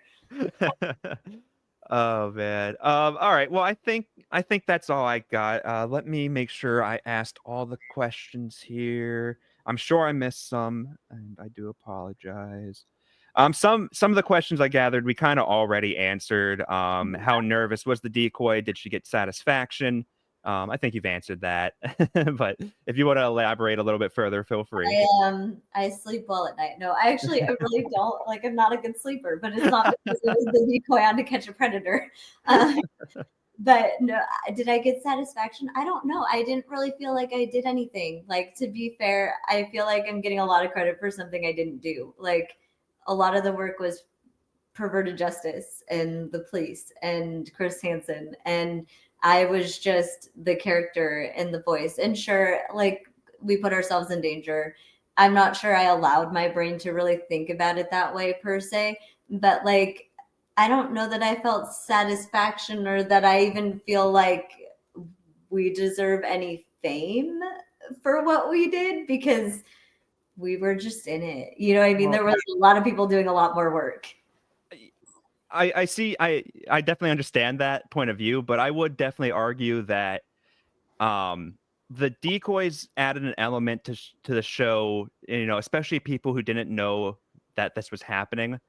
They got to see what these predators might actually do in some of these situations, and a lot of times the predators got them to say, you know, what they want to do in these situations. And if you watch like the first, you know, 2 stings of To Catch a Predator before there were decoys, before there was police interaction, most of the predators don't even come in the front door. They'll walk in for a second, they'll see Chris Hansen, and they'll sprint down the street. And you never get an interview, you never get to see, you know, who these people are. And yeah, they're getting exposed, they're getting arrested, but I think especially early on in To Catch a Predator, it was a lot about education and educating yourself on what these people look like, that they can be anybody, how they're going to react around, you know, their potential victims. And you know, without the decoys work, you don't get any of that. So I definitely think that the decoys definitely deserve their flowers when it comes to Catch a Predator. Well, I definitely think that like Perverted Justice, oh my goodness, deserves so much more credit than what they got throughout, sure. You know, in general. Like, and Chris Hansen does his own crazy set of work too. But I will say some of these like knockoff nonsense stuff infuriates me to like no end. Like in the documentary, there was a Skeet Hansen guy and his decoy, as she calls herself, and I nearly like fell on the floor and lost it and couldn't watch anymore. I was like, she's like 50, her boobs are out to here. You don't obviously look like you're 12. Are you kidding? Like, I still have a prepubescent body. She's over here, her boobs are covering her face, and she's like literally 50 years old. And I'm like, you got to be kidding. Like, Yeah. doing this? Why are they doing this? At least do it right. Like, impersonating cops and stuff. I'm like, y'all need to stop. Like, let Chris Hansen just keep doing what he's doing. He's doing it right. No, I agree. I've been asked that too about how I feel about the, you know, YouTube vigilante predator catchers. And, you know, I'll always say the blanket statement, it's good that these people are still getting exposed. I'll always, you know, be happy that that's happening. Know that they're getting the right people either, or how they're doing it is right. You know what I mean? Like, we don't know that they're doing it the right way, that it's even legal. Right. No, and that's where I don't like them. And there was a channel I watched years ago, and I don't think they're around anymore. I won't say their names, but they confronted somebody in a Walmart, and the guy had a gun, and it ended up going off. The guy pulled it. The 2 predator, you know, quote unquote predator catchers, obviously felt they were in danger, so tried to tackle the guy so they wouldn't get shot, which you know, whatever. But in that commotion, the gun got fired. Somebody did get shot. It was, you know, one of the quote unquote predator catchers. But my argument is always going to be that gun was fired in a public space. that never should have happened. Somebody could have seriously got hurt, killed, that had nothing to do with this. And that's where I kind of get upset, because a lot of these people are doing these catches in they're doing public. it in like hotels and Yep. random stuff, and it is such nonsense. I'm telling you, get me in a boxing ring with decoy. Like killing me. Like I don't know. And it's not to be mean. She clearly has her own set of, I feel like, mental health issues that she needs to deal with. I have my own. I'm not putting them down at all. Like, I'm telling you, I got my own trauma. I need therapists too. But you gotta like do it right, and it's just like a nonsense joke. Like, yeah, no, absolutely. Impersonating a cop, which is illegal, and then Skeet Hansen, who's this big black guy that's acting like he's a cop or someone real or something. And then you got her with the big boobs that looks like she's 50 being decoy. And it's just like some nonsense. And you're like, this guy's sitting here saying he wants to kill himself. It was horrible. It was horrible to watch. And I'm like, I can't with these people. They need to stop. Like, they're just making a mockery out of it. Yeah, no, I agree wholeheartedly. I've always been very iffy on a lot of that stuff, because Chris does it right. He works with the police. It's all controlled. Law enforcement. You can't just. They were literally up there calling law enforcement, like, "Hey, we've got this guy. Can you come?" And I'm like, "This is a joke. This has to be a joke." Like, oh my gosh, this guy had a fake badge and he had a fake badge. It was just nuts. I don't want to get used by saying it, but it just. Horrible. No, I think a lot of people feel very similarly to how you feel on that. So no worries there. All right. That's basically. She's gonna come out to get you and me in the comments. She mentioned me. But no, my feelings. You really need to use a real decoy and like real cops and know what you're doing. This is nonsense.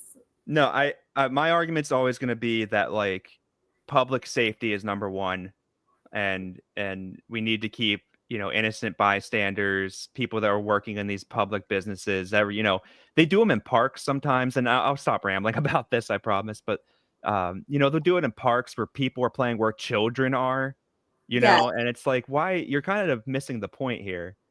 But they're putting them around children. That's kind of dumb. Yeah, exactly. All right. Well, on a brighter note, I do appreciate your time, Dani. Thank you so much for doing this with me again. I know we plugged your YouTube channel and the Reddit and the Predators documentary. Anything else? Never gonna happen. I'm never gonna have a Reddit username that doesn't give me. All right, that's the goal of anybody who sees this video. If you know who runs. Yeah, help Dani, reach out to those Reddit mods, and we're going to get Dani an AMA on Reddit here sooner than later. We'll obviously advertise that, but we'll make it happen. That's my next goal for you. Anything else you want to say, Dani? Oh, I'm good. That was amazing. Yeah, thank you so much. You have a good. Something different. Yeah.